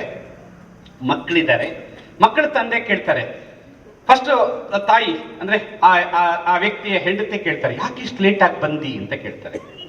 ಹಲೋ, ಯಾವಾಗಲೂ ಕೇಳೋದು ಅದೇ ಮಾತಲ್ಲ, ಯಾಕೆ ಇಷ್ಟು ಲೇಟ್ ಆಗಿ ಬಂದಿ, ಯಾಕೆ ಇಷ್ಟು ಲೇಟ್ ಆಗಿ ಬಂದಿ ಅಂತ ಕೇಳ್ತಾರೆ.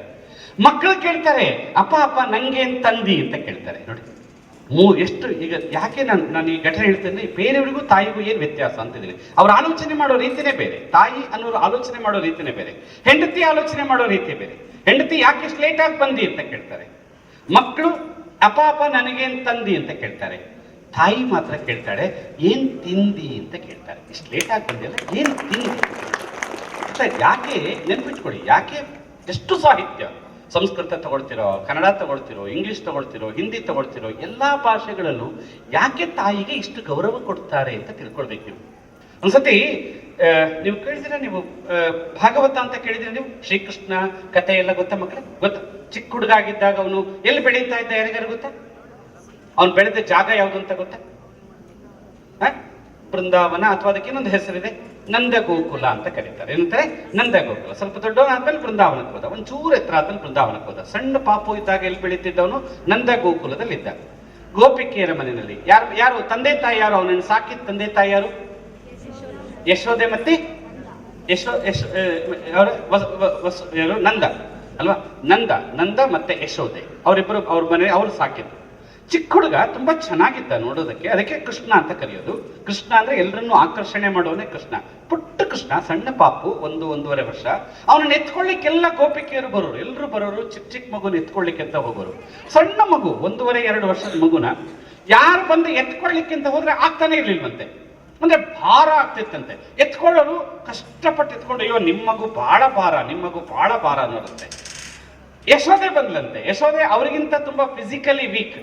ಆದ್ರೆ ಅವಳು ಬಂದ್ರೆ ಮಾತ್ರ ಕೃಷ್ಣನನ್ನ ಆರಾಮಾಗಿ ಎತ್ಕೊಂಡು ಏನೋ ತನ್ನ ಕಂಕ್ಲಲ್ಲಿ ಕೂರಿಸ್ಕೊಂಡ್ಬಿಟ್ಟವಳಂತೆ. ಕೃಷ್ಣನಿಗೆ 2-2.5 ವರ್ಷ ಆದಾಗ ಒಂದ್ಸತಿ ಯಶೋದೆ ಕೇಳಿದ್ಲಂತೆ, ಬೇರೆಯವರೆಲ್ಲ ಬಂದ್ರೆ ನಿನ್ನನ್ನು ಎತ್ತೋದು ಬಹಳ ಕಷ್ಟ ಆಗತ್ತೆ, ಆದ್ರೆ ನನಗೆ ಯಾಕೆ ಕಷ್ಟ ಆಗ್ತಾ ಇಲ್ಲ ಅಂತ. ಅವಾಗ ಪುಟ್ಟ ಕೃಷ್ಣ ಮಾತಾಡ್ತಾ ಹೇಳಿದಂತೆ, ದೇವರೇ ಆದ್ರೂ ಅಮ್ಮನಿಗಿಂತ ಭಾರ ಆಗ್ಲಿಕ್ಕೆ ಸಾಧ್ಯ ಇಲ್ಲ ಅನ್ನಂತ. ದೇವರೇ ಆಗಿರ್ಬೋದು, ಅಮ್ಮನಿಗಿಂತ ಭಾರ ಆಗ್ಲಿಕ್ಕೆ ಆಗಲ್ಲ ಅನ್ನಂತೆ. ಮಕ್ಕಳು ಇವನ್ನೆಲ್ಲ ನೆನಪು ಮಾಡ್ಕೊಳ್ತಾ ಬನ್ನಿ. ಯಾಕೆ ನೀವು ಇವತ್ತು ಈ ಕಾರ್ಯಕ್ರಮದ ಉದ್ದೇಶ ಅದು. ನೀವು ಇವಾಗ ನಿಮ್ಮ 10th ಸ್ಟ್ಯಾಂಡರ್ಡಿಗೆ ಬಂದಿದ್ದೀರಾ, ಈಗ SSLCಗೆ ಬಂದಿದ್ದೀರಾ. ನೀವು ಜವಾಬ್ದಾರಿ ಅರ್ಥ ಮಾಡ್ಕೊಳ್ಬೇಕು. ನಿಮಗೆ 3 ಜವಾಬ್ದಾರಿ ಇದೆ. ರೆಸ್ಪಾನ್ಸಿಬಿಲಿಟೀಸ್ ಅಂತ ಇಂಗ್ಲಿಷ್ ಹೇಳ್ತಾರಲ್ಲ, 3 ರೆಸ್ಪಾನ್ಸಿಬಿಲಿಟಿ ಇದೆ. ಮೊದಲನೇ ರೆಸ್ಪಾನ್ಸಿಬಿಲಿಟಿ ನಾನು ಈಗಾಗಲೇ ಹೇಳಿದೆ, maintaining your parents respect is your first responsibility. ನಿಮ್ಮ ತಂದೆ ತಾಯಿಯ ಗೌರವವನ್ನ ನೀವು ಕಾಪಾಡಿಕೊಳ್ಬೇಕಂತ ನಿಮ್ಮ ಮೊದಲನೇ ಜವಾಬ್ದಾರಿ. ನಾಳೆ ನೀವು ಯಾವುದೇ ಕಾಲೇಜಿಗೆ ಹೋಗ್ತಿರೋ, ಹೊರಗಡೆ ಹೋಗ್ತಿರೋ, ಎಲ್ಲಿ ಹೋಗ್ತಿರೋ, ಸಮಾಜದಲ್ಲಿ ಎಲ್ಲೇ ಹೋದ್ರು ನಿಮ್ಮ ತಂದೆ ತಾಯಿ ತಲೆ ತಗ್ಗಿಸೋ ಕೆಲಸ ನೀವು ಮಾಡಬಾರ್ದು. ಅರ್ಥ ಆಯ್ತಾ? ಅದನ್ನ ಇವತ್ತು ನಾನು ಈಗ ಇನ್ನೊಂದು 5 ನಿಮಿಷ ಮಾತಾಡ್ತೀನಿ. ನನಗೆ ಗೊತ್ತಿಲ್ಲ ಎಷ್ಟೊತ್ತು ಮಾತಾಡ್ಬೇಕು ಅಂತ. ನಾನು ಮಾತಾಡ್ಬೇಕಾದ್ರೆ ಕೊನೆಗೆ ನಿಮಗೆ ಅದ್ರ ನಿಮ್ಮ ತಂದೆ ತಾಯಿ ಒಂದು ಪ್ರಾಮಿಸ್ ಮಾಡೇ ಹೋಗಿ. ಅವ್ರು ತಲೆ ತಗ್ಗಿಸೋ ಕೆಲಸ ಮಾಡಬೇಡಿ. Maintaining your parents respect your first responsibility. ಎರಡನೇ responsibility, maintaining your schools and teachers respect is your second responsibility. ನಿಮ್ಮ ಟೀಚರ್ಸ್ ತಲೆ ತಗ್ಗಿಸೋ ಕೆಲಸ ಮಾಡಬಾರ್ದು. ಯಾವತ್ತೂ ಈಗ ನಾಳೆ ನೀವು ಈ ರೋಡ್ನಲ್ಲೋ ಇಲ್ಲೆಲ್ಲೋ ಹೋಗ್ತಾ ಇರ್ಬೇಕಾದ್ರೆ, ಯಾವ ಸ್ಕೂಲ್ನವ್ರು ಇವರಿಗೆ ಈ ಶಾಲೆ ಇದೇನಾ ಕಲಿಸಿದ್ದು, ಇವ್ರ ತಂದೆ ತಾಯಿ ಇದೇನಾ ಕಲಿಸಿದ್ದು ಅಂತ ಹೇಳೋ ಹಾಗೆ ನೀವು ಮಾಡಬಾರ್ದು. ಅದನ್ನ ಅರ್ಥ ಮಾಡ್ಕೊಳ್ಬೇಕು, ಯಾಕೆ ಇದನ್ನ ಮಾಡ್ತಾ ಇದ್ದಾರೆ, ಯಾಕೆ ಇದು ಇದೆಲ್ಲ ಅಂತ ನೋಡ್ಕೊಳ್ಬೇಕು ನೀವು. ಸೊ 2 ರೆಸ್ಪಾನ್ಸಿಬಿಲಿಟಿ ನೋಡ್ತಾ ಬನ್ನಿ. 3ನೇ ರೆಸ್ಪಾನ್ಸಿಬಿಲಿಟಿ, ಈಗ ನೀವು 10th ಸ್ಟ್ಯಾಂಡರ್ಡ್, ನೀವೇ ಚಿಕ್ಕ ಮಕ್ಕಳಲ್ಲ, 3-4ನೇ ಕ್ಲಾಸ್ ಮಕ್ಕಳಲ್ಲ. ಅರ್ಥ ಆಗುತ್ತಾ? ನೀವು ನಿಮಗೊಂದು ಸೆಲ್ಫ್ ರೆಸ್ಪೆಕ್ಟ್ ಅಂತ ಇದೆ. Maintaining your self respect your third responsibility. ನಿಮ್ಮ ಗೌರವ ನೀವು ಕಳ್ಕೊಳ್ಬೇಡಿ. ಹಾಗೆಂತ ನಿಮ್ಮ ತಂದೆ ತಾಯಿ ಸ್ಕೂಲ್ ಗೌರವ ಇರಬೇಕು ಅಂತ ನಿಮ್ಮ ಗೌರವ ಕಳ್ಕೊಳ್ಳಿ ಅಂತ ಹೇಳ್ತಾ ಇಲ್ಲ. ನಿಮಗೂ ಒಂದು ಗೌರವ ಇದೆ, ಅದನ್ನು ತಗೊಳ್ಳಿ. ಅದು ಈ ಶಾಲೆ ನಿಮಗೆ ಹೇಳ್ತಾ ಇರೋದು. ಪೇರೆಂಟ್ಸ್ ಆಗಲಿ ಟೀಚರ್ಸ್ ಆಗಲಿ, ಅವರಿಗೆ ನೀವು ತಲೆ ತಗ್ಗಿಸೋದು ಅವರಿಗೂ ಬೇಕಾಗಿಲ್ಲ, ನೀವು ಆಡೋದು ಅವರಿಗೂ ಬೇಕಾಗಿಲ್ಲ. ತುಂಬಾ ಸುಂದರವಾದ ಕತೆ ನೆನಪಿಗೆ ಬರುತ್ತೆ. ಒಂದು ಮನೆ ಇತ್ತು. ಮನೆಯಲ್ಲಿ ತಾಯಿ ಮತ್ತು ಮಗ. ತಂದೆ ಇರಲಿಲ್ಲ ಹುಡುಗನಿಗೆ. ಚಿಕ್ಕ ಹುಡುಗ ರಾಮು ಅಂತ ಅವನ ಹೆಸರು. ರಾಮು ಅಂತ ನೆನ್ಪಿಟ್ಕೊಳ್ಳೋಣ, ಹೆಸರಿಗೆ ಒಂದು ಹೆಸರು ಬೇಕಲ್ವಾ, ರಾಮು. ಸಣ್ಣ ಹುಡುಗ, ಏನು 3ನೇ ಕ್ಲಾಸ್ 4ನೇ ಕ್ಲಾಸ್ ಓದ್ತಾ ಇದ್ದ. ಅವರಮ್ಮ ದಿನ ಸ್ಕೂಲಿಗೆ ಹೋಗೋರು, ಕರ್ಕೊಂಡು ಹೋಗೋರು, ಕರ್ಕೊಂಬಂದ್ ಬಿಡೋರು. 6-7ನೇ ಕ್ಲಾಸ್ ತನಕ ಅವರಮ್ಮ ದಿನ ಬರ್ತಾ ಇದ್ರು, ಸ್ಕೂಲಿಗೆ ಬಿಡ್ತಾ ಇದ್ರು, ಹೋಗ್ತಾ ಇದ್ರು. 8th ಬರ್ತಾ ಇದ್ದ ಹಾಗೇನೆ ಅವರಮ್ಮನಿಗೆ ಒಂದು ಕಣ್ಣು ಕಾಣಿಸ್ತಿರ್ಲಿಲ್ಲ. ಒಂದು ಕಣ್ಣೇ ಇರಲಿಲ್ಲ ಅವರಮ್ಮನಿಗೆ. ಕಣ್ಣೇ ಇರಲಿಲ್ಲ, ಈ ಪೂರ್ತಿ ಹಿಂಗೆ ಫುಲ್ ಹಿಂಗೆ ಒಳಗೋಗಿತ್ತು. ಅವರಮ್ಮ ನೋಡೋದಕ್ಕೆ ಅಷ್ಟು ಚೆನ್ನಾಗಿ ಕಾಣಿಸ್ತಿರ್ಲಿಲ್ಲ. 7ನೇ ಕ್ಲಾಸ್ ತನಕ ಹುಡುಗನಿಗೇನು ಅನ್ನಿಸ್ಲಿಲ್ಲ. 8ಗೆ ಬರ್ತಿದ್ದ ಹಾಗೇನೆ ಅವನ ಫ್ರೆಂಡ್ಸ್ ಎಲ್ಲ ಹೇಳಲಿಕ್ಕೆ ಶುರು ಮಾಡಿದ್ರು, ಏನೋ ನಿಮ್ಮಮ್ಮ ಹಿಂಗಿದ್ದಾರೆ, ಒಂದು ಕಣ್ಣೇ ಇಲ್ಲಲ್ಲೋ, ಒಳಗೋಗ್ಬಿಟ್ಟಿದೆಯಲ್ಲೋ, ಹೆಂಗಿದೀವ ನಿಮ್ಮಮ್ಮನ ಜೊತೆಗೆ, ನಿಮ್ಮಮ್ಮನ ನೋಡಿದ್ರೆ ನಂಗೆ ಭಯ ಆಗುತ್ತೋ ಅಂತ ಅವ್ನ ಫ್ರೆಂಡ್ಸ್ ಹೇಳೋರು. ಅವ್ರಮ್ಮನಿಗೆ ಹೋಗಿ ಹೇಳ್ದ, ಅಮ್ಮ ನನ್ನ ಫ್ರೆಂಡ್ಸಿಗೆ ನೀನು ನೋಡಿದ್ರೆ ಭಯ ಆಗುತ್ತಂತೆ, ನೀನು ನೋಡ್ಲಿಕ್ಕೆ ಚೆನ್ನಾಗಿಲ್ಲಂತೆ, ನಾನು 8ನೇ ಕ್ಲಾಸಿಗೆ ಬಂದಿದ್ದೀನಿ, ನಾಳೆಯಿಂದ ನೀನು ಸ್ಕೂಲಿಗೆ ಬರ್ಲಿಕ್ಕೆ ಬಿಡಬೇಡ, ನಾನೇ ಹೋಗ್ತೀನಿ ಅಂತಂದ.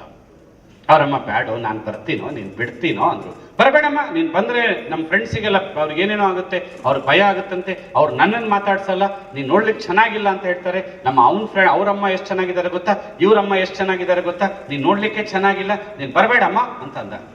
ಆಯ್ತು ಬಿಡಪ್ಪ, ನಿನಗಿಷ್ಟು ಬೇಜಾರಾಗುತ್ತೆ ಅಂದರೆ ನಾನು ಬರಲ್ಲ ಅಂತಂದ. 8th ಆಯಿತು, 9th ಆಯಿತು, 10th ಆಯಿತು, PUCಗೆ ಹೋದ. PUCಗೆ ಹೋದಾಗ ಏನಾಯ್ತು, ನಿಧಾನಕ್ಕೆ ಅವನ ಫ್ರೆಂಡ್ಸ್ ಎಲ್ಲ ಮನೆಗೆ ಬಂದು ಓದ್ಲಿಕ್ಕೆ ಶುರು ಮಾಡಿದ್ರು. ಗ್ರೂಪ್ ಸ್ಟಡಿ ಅಂತ ಮಾಡ್ತಾರಲ್ವಾ, ಕಂಬೈನ್ಡ್ ಸ್ಟಡಿ, ಗ್ರೂಪ್ ಸ್ಟಡಿ. ಇವ್ರ ಮನೆಗೆ ಬರ್ತಾ ಇದ್ರು ಅವ್ರ ಫ್ರೆಂಡ್ಸ್. ಬಂದಾಗ ಅವ್ರ ಅಮ್ಮನ ನೋಡ್ತಾ ಇದ್ರು. ನೋಡಿ, ಏನೋ ನಿಮ್ಮಮ್ಮ ಹಿಂಗಿದ್ದಾರೆ, ಒಂದು ಕಣ್ಣೇ ಇಲ್ಲಲ್ವ ನಿಮ್ಮಮ್ಮಂಗೆ, ನಿಮ್ಮಮ್ಮ ಹೆಂಗ್ ಬದುಕಿದಾರೋ, ನೀನ್ ಹೆಂಗಿದೆಯೋ, ಛೇ ನಾನು ಇವೆಲ್ಲ ಹಿಂಗೆಲ್ಲ ಇರುತ್ತೆ ಅಂತ ಅನ್ಕೊಂಡಿರ್ಲಿಲ್ಲ ಅಂತಂದ್ರು. ಅವನಿಗೆ ಅವಮಾನ ಆದಂಗಾಯ್ತು. ಅವ್ರ ಫ್ರೆಂಡ್ಸ್ ಹೇಳೋದು, ಅವ್ರ ಅಮ್ಮಂಗೆ ಹೇಳ್ದ, ಅಮ್ಮ ನಮ್ಮ ಫ್ರೆಂಡ್ಸಿಗೆ ನೀನು ನೋಡಿದ್ರೆ ಭಾಳ ಬೇಜಾರಾಗ್ತಾ ಇದೆ, ನಮ್ಮ ಫ್ರೆಂಡ್ಸ್ ನಮ್ಮ ಮನೆಗೆ ಸ್ಟಡಿ ಮಾಡ್ಲಿಕ್ಕೆ ಬಂದಾಗ ನೀನು ನಮ್ಮ ಮನೆಗೆ ಇರ್ಬೇಡ, ಪಕ್ಕದ ಮನೆಗೆ ಹೋಗೋಣ ಅಲ್ವಾ, ನಮ್ಮ ಮನೆ ಬಿಟ್ಟು ಹೋಗಲ್ಲ ಅಂದ್ರು. ಹ್ಞೂ, ಮತ್ತೆ ನನ್ನ ಫ್ರೆಂಡ್ಸಿಗೆ ಒಂದು ಥರ ಅನ್ಸುತ್ತೆ ನೀನು ಇರೋದು, ನೀನು ನೋಡ್ಲಿಕ್ಕೆ ಅವ್ರಿಗೆ ಇಷ್ಟ ಇಲ್ಲಂತೆ, ನೀನು ಚೆನ್ನಾಗಿಲ್ಲ, ನೀನು ಅವ್ರು ಬಂದಾಗ, ನನ್ನ ಫ್ರೆಂಡ್ಸ್ ಬಂದಾಗ ನೀನು ಇಲ್ಲಿರ್ಬೇಡ, ನೀನು ಪಕ್ಕದ ಮನೆಗಾದ್ರೂ ಹೋಗು, ಪಾರ್ಕಿಗೆ ಹೋಗು, ಎಲ್ಲಿಗಾದ್ರೂ ಹೋಗು, ನನ್ನ ಫ್ರೆಂಡ್ಸ್ ಬಂದಾಗ ನೀನು ನಮ್ಮ ಮನೆಗೆ ಇರಬೇಡ ಅಂತ ಹೇಳ್ದ. ಸರಿನಾ ಅವ್ನು ಮಾಡ್ತಾ ಇರೋದು ಮಕ್ಕಳೇ, ಸರಿನಾ ಅವ್ನು ಮಾಡ್ತಾ ಇರೋದು ಅಲ್ವಾ?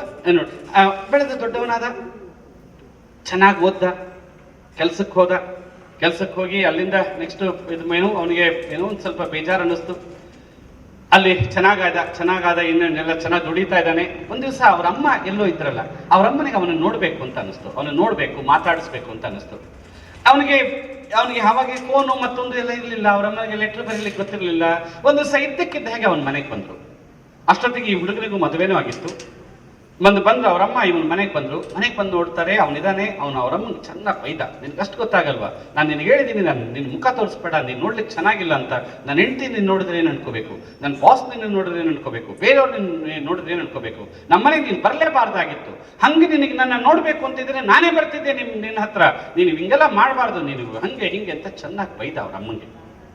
ನೀನು ನೋಡು, ನನಗವೆಲ್ಲ ಗೊತ್ತಿಲ್ಲ, ನೀನು ಆದಷ್ಟು ಬೇಗ ಇಲ್ಲಿಂದ ಹೋಗ್ಬಿಡು, ನಾಳೆ ಇವತ್ತು ಬಂದಿದ್ಯಾ, ಇವತ್ತು ರಾತ್ರಿ ಇದ್ದು ನಾಳೆ ಬೆಳಕಾಗೋದ್ರೊಳಗೆ ಆದಷ್ಟು ಬೇಗ ನಿಮ್ಮ ಊರಿಗೆ ನೀನು ವಾಪಸ್ ಹೋಗ್ಬಿಡು ಅಂತ ಅವ್ರ ಅಮ್ಮಂಗೆ ಹೇಳ್ದ. ಹೇಳಿ ರಾತ್ರಿ ಅವನ ಪಾಟಿಗೆ ಅವ್ನು ಮಲಗಲಿಕ್ಕೆ ಅಂತ ಹೋಗಿದ್ದಾನೆ. ಬೆಳಿಗ್ಗೆ ಎದ್ದು ನೋಡ್ತಾನೆ, ಅವರಮ್ಮ ಇಲ್ಲ. ಅವನಿಗೇನೋ ಬೇಜಾರು ಅನ್ನಿಸ್ತು, ನನಗೆ ಅನ್ಬಾರ್ದಾಗಿತ್ತು ಅಂತ ಅನ್ನಿಸ್ತು. ಮನೆಗೆ ಹೋಗಿ ನೋಡ್ತಾನೆ, ಅವರ ಅಮ್ಮನೇ ಇಲ್ಲ ಅಲ್ಲಿ. ಅವರಮ್ಮ ಮಲಗಿರೋ ರೂಮ್ನಲ್ಲಿ ಇಲ್ಲ. ಎಲ್ಲಿ ಹೋದ್ರು ಏನು ಅಂತ ಯೋಚನೆ ಮಾಡ್ದ, ಎಲ್ಲಿ ಹೋದ್ರು, ಹೆಂಗೆ ಹೋದ್ರು ಅಂತ. ಒಂದು ಪೇಪರ್ ಇತ್ತು, ಒಂದು ಸಣ್ಣ ಒಂದು ಕಾಗದ ಗಾಳಿಗೆ ಹಿಂಗೆ ಹಾರಾಡ್ತಾ ಇತ್ತು. ಹೋಗ ಕಾಗದ ಇಸ್ಕೊಂಡು ಅದನ್ನು ನೋಡಿದಾಗ ಇತ್ತು, ಪ್ರೀತಿಯ ರಾಮು, ನೀನು ಚಿಕ್ಕವನಾಗಿದ್ದಾಗಿನಿಂದ ನನಗೆ ಹೇಳ್ತಾ ಇದ್ದೆ, ನಿನಗೊಂದು ಕಣ್ಣಿಲ್ಲ, ನೀನು ನೋಡ್ಲಿಕ್ಕೆ ಚೆನ್ನಾಗಿಲ್ಲ, ನನ್ನ ಹತ್ರ ಬರಬೇಡ ಅಂತ ನೀನು ಹೇಳ್ತಾ ಇದ್ದೆ. ಹೌದು ಪಾಪ, ನಿನ್ನ ಜಾಗದಲ್ಲಿ ನಿಂತ್ರೆ ಹಾಗನ್ಸುತ್ತೋ ಏನೋ, ನನಗೂ ಗೊತ್ತಿಲ್ಲಪ್ಪ. ಈಗಿನ ಹುಡುಗರೆಲ್ಲ ಹೇಗೆ ಆಲೋಚನೆ ಮಾಡ್ತಾರೆ ಅಂತ ನನಗೆ ಗೊತ್ತಿಲ್ಲ. ಆದರೆ ನಿನ್ನ ಬಿಟ್ಟು ನನಗೆ ಬೇರೆ ಯಾರೂ ಇಲ್ಲ. ನಿಮ್ಮಪ್ಪ ನನ್ನ ಬಿಟ್ಟು ಹೋಗಿ ಎಷ್ಟೋ ವರ್ಷ ಆಯ್ತು. ನನಗೆ ನಿನ್ನ ಬಿಟ್ಟು ಬೇರೆ ಯಾರೂ ಇಲ್ಲ. ನನಗೆ ಇರೋದೇ ನೀನೊಬ್ಬನು. ಪದೇ ನಿನ್ನ ನೋಡ್ಬೇಕು ಅಂತ ನನಗೆ ಅನ್ನಿಸ್ತಾ ಇತ್ತು. ಹಾಗಾಗಿ ನಾನು ಬಂದೆ. ನಿನಗೆ ನನ್ನಿಂದ ಬೇಜಾರಾಗಿದ್ರೆ ದಯವಿಟ್ಟು ಕ್ಷಮಿಸು. ಆದರೆ ನಿನಗೊಂದು ವಿಷಯ ಹೇಳಬೇಕು. ನಿನಗೆ ಯಾವಾಗಲೂ ನನಗೊಂದು ಕಣ್ಣಿಲ್ಲ ಅಂತ ಹೇಳ್ತೀಯಲ್ಲ, ಅದರಲ್ಲೂ ವಿಶೇಷವಾಗಿ ನನ್ನ ಎಡಗಣ್ಣಿಲ್ಲ ಅಂತ ಹೇಳ್ತೀಯಲ್ಲ, ನಿನಗೊಂದು ವಿಷಯ ಹೇಳ್ತೀನಿ. ನೀನು ಚಿಕ್ಕ ಮಗು ಆಗಿದ್ದಾಗ, ನಿನಗೆ 3 ವರ್ಷ ಇತ್ತು, ದೀಪಾವಳಿ ಟೈಮ್ನಲ್ಲಿ ನೀನು ಪಟಾಕಿ ಹಚ್ತಾ ಇದ್ದಿ. ಪಟಾಕಿ ಹಚ್ಬೇಕಾದ್ರೆ ಯಾವುದೋ ಪಟಾಕಿ ಸಿಡಿದು ನಿನಗೊಂದು ಕಣ್ಣು ಸುಟ್ಟೋಗ್ಬಿಡ್ತು. ನಿನ್ನ ಕಣ್ಣೇ ಕಾಣಿಸಲ್ಲ ಅಂತ ಬಂತು. ಆವಾಗ ಡಾಕ್ಟರ್ ಹತ್ರ ಕರ್ಕೊಂಡು ಹೋದಾಗ ಯಾರಾದರೂ ಕಣ್ಣು ಕೊಟ್ಟರೆ ನಿಮ್ಮ ಮಗನಿಗೆ ಕಣ್ಣು ಬರ್ತದೆ ಅಂತ. ಬೇರೆಯವ್ರ ಹತ್ರ ದುಡ್ಡು ಇಸ್ಕೊಂಡು ಕೊಡೋಷ್ಟು ದುಡ್ಡು ನನ್ನ ಹತ್ರ ಇರಲಿಲ್ಲ. ನಿನಗೆ ಕಣ್ಣು ಬಂದರೆ ನಂದೇ ತಗೊಳ್ಳಿ ಅಂತ ಡಾಕ್ಟ್ರಿಗೆ ನಾನು ಕಾಡಿ ಬೇಡಿ ನನ್ನ ಎಡಗಣ್ಣನ್ನು ನಿನಗೆ ಕೊಟ್ಟೆ. ಈಗ ನಿನ್ನ ಎಡಗಣ್ಣಿದೆಯಲ್ಲ, ಅದು ನನ್ನ ಕಣ್ಣು. ನನಗೊಂದು ನಾನು ಯಾಕೆ ಒಂದು ಕಣ್ಣಾಗಿದೆ ಅಂದರೆ ನನ್ನ ಒಂದು ಕಣ್ಣನ್ನು ನಿನಗೆ ಕೊಟ್ಟಿದ್ದೀನಿ. ಅವತ್ತಿಂದ ನನ್ನ ಎಡಗಣ್ಣಿದೆ. ಅದೊಂದು ನಿನಗೆ ವಿಷಯ ನಾನು ಹೇಳಿರಲಿಲ್ಲ, ನಿನಗೆ ಹೇಳ್ತಾ ಇದ್ದೀನಿ. ನಿನಗೆ ಬೇಜಾರು ಮಾಡಿ, ನಿನಗೆ ನೋವು ಕೊಟ್ಟು ನಾನು ಇರಲ್ಲ. ನನಗೂ ವಯಸ್ಸಾಯಿತು, ನಾನು ಎಲ್ಲೋ ಹೋಗ್ತೀನಿ, ಹೆಂಗೋ ಇರ್ತೀನಿ. ನೀವು ಗಂಡ ಹೆಂಡತಿ ಸುಖವಾಗಿರ್ರಿ.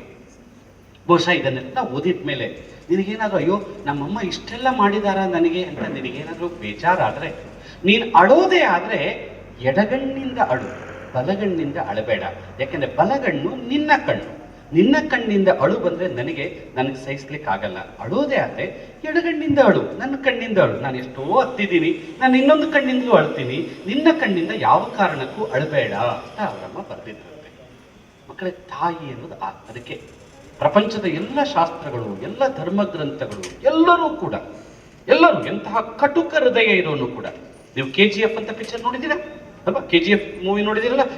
ಇಡೀ KGF ಪಿಕ್ಚರ್ನ ಕಥೆಯೇ ನಿಂತಿರೋದೇ ತಾಯಿ ಮೇಲೆ ಅಲ್ವಾ? ಏನು ಹಾಡಿದೆ ಅಲ್ವಾ? ಗರ್ಭದಿ ಸಿಂಗರಿಸಿ ಊರಲ್ಲಿ ನಡೆಯುತ್ತಿದೆ ಅಂತ ಇದೆ ನೋಡಿ ಅಲ್ವಾ? ನಾವು ಚಿಕ್ಕವರಾಗಿದ್ದಾಗ ಪ್ರತಿಯೊಬ್ಬರಿಗೂ ಇವತ್ತು ಯಾರು ಗೆಸ್ಟ್ಗಳು ಬಂದಾಗ ಅವ್ರನ್ನ ಮೆರವಣಿಗೆ ಮಾಡ್ತಾರೆ, ಮುಖ್ಯಮಂತ್ರಿ ಬಂದ್ರೆ ಮೆರವಣಿಗೆ ಮಾಡ್ತಾರೆ, ಪ್ರಧಾನಮಂತ್ರಿ ಬಂದ್ರೆ ಮೆರವಣಿಗೆ ಮಾಡ್ತಾರೆ ಅಲ್ವಾ?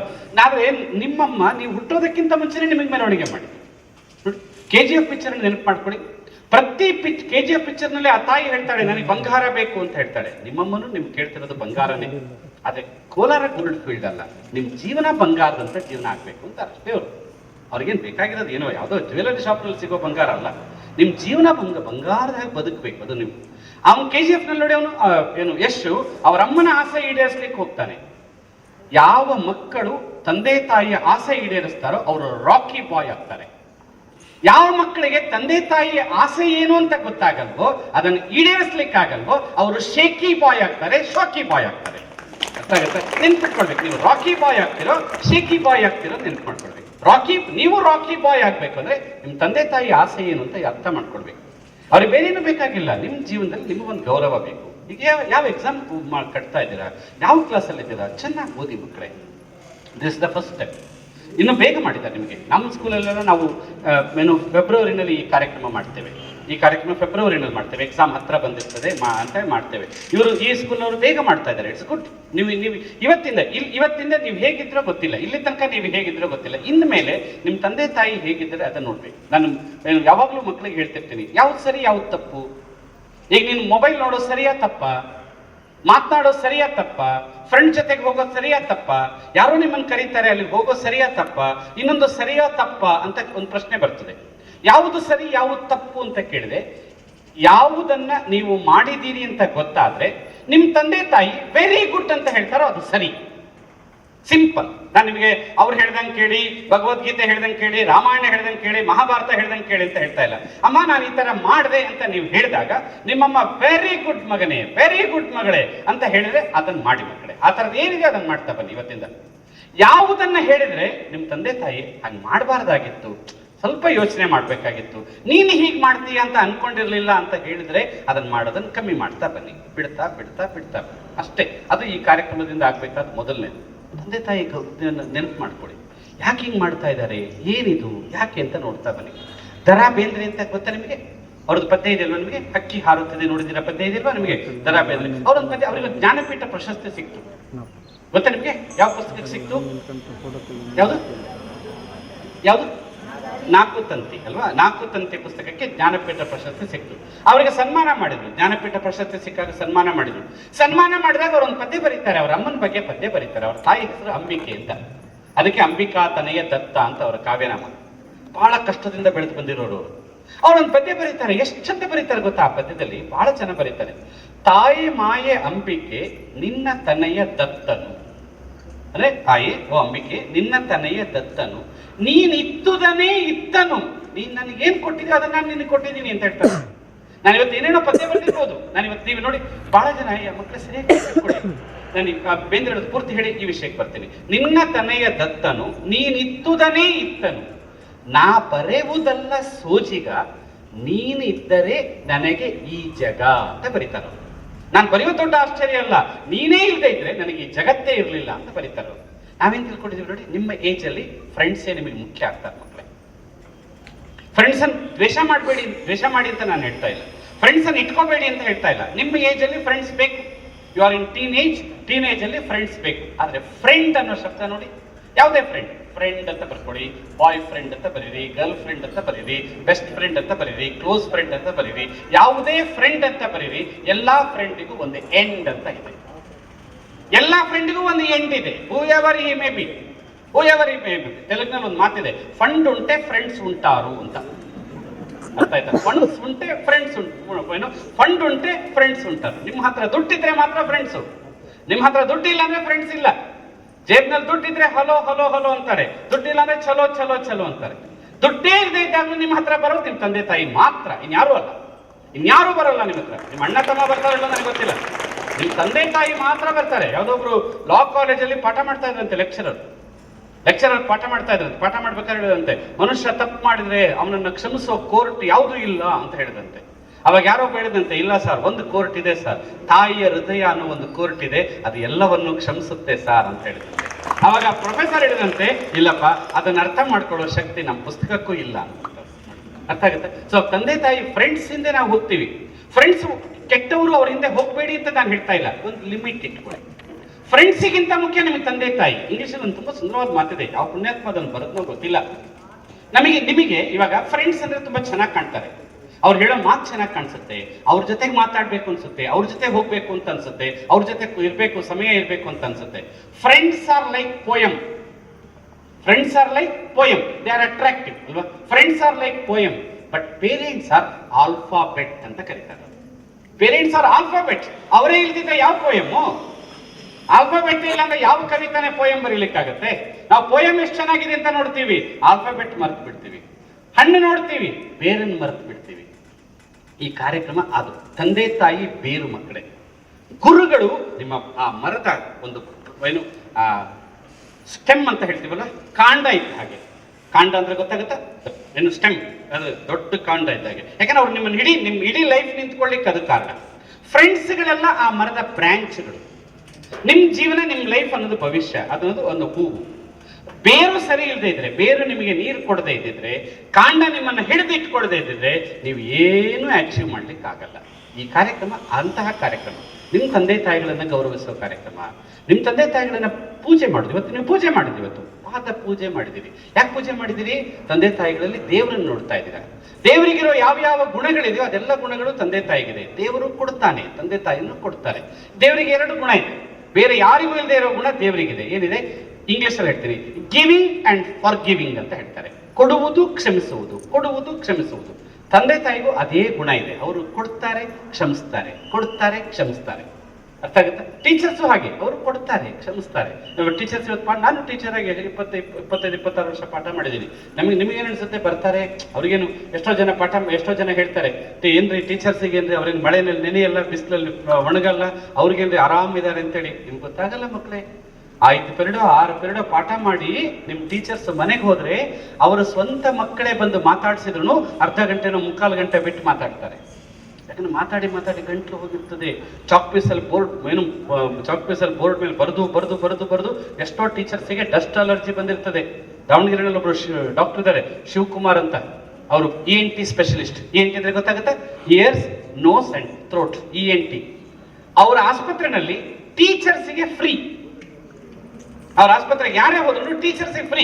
ಯಾಕೆಂದ್ರೆ ಅವ್ರು ಏನ್ ಹೇಳ್ತಾರೆ ಗೊತ್ತಾ? ನಾನು ನಿಮ್ಮ ಗಂಟ್ಲ ಸರಿ ಮಾಡಿದ್ರೆ ನೀವು ಈ ದೇಶ ಸರಿ ಮಾಡ್ತೀರಿ, ಅದಕ್ಕೆ ನಾನು ನಿಮಗೆ ಫ್ರೀ ಆಗಿ ಮಾಡ್ತೀನಿ ಅಂತ ಹೇಳ್ತಾರೆ. ಅಂದ್ರೆ ಟೀಚರ್ಸ್ ಅಂದ್ರೆ ಅದು ಅವ್ರ ಗಂಟ್ಲು, ಅವ್ರ ಟೈಮು, ಅವ್ರ ಅಲರ್ಜಿ ಎಲ್ಲ ಇದು ಮಾಡಿರ್ತಾರೆ. ನಾನು ಹೇಳಿದ ಮಾತ್ರ ಇನ್ನೊಂದು ಸತಿ ನೆನಪು ಮಾಡ್ಕೊಳ್ಳಿ, ತುಂಬಾ ಟೈಮ್ ತಗೊಳ್ಳಲ್ಲ. ಮುಂದೆ ಏನೇನು ಪ್ರೋಗ್ರಾಮ್ ಇದೆಯೋ ನನಗೂ ಗೊತ್ತಿಲ್ಲ. ನಾನು ಹೇಳಿದ ಮಾತ್ರ ನೆನಪಿಟ್ಕೊಳ್ಳಿ. ಏನು?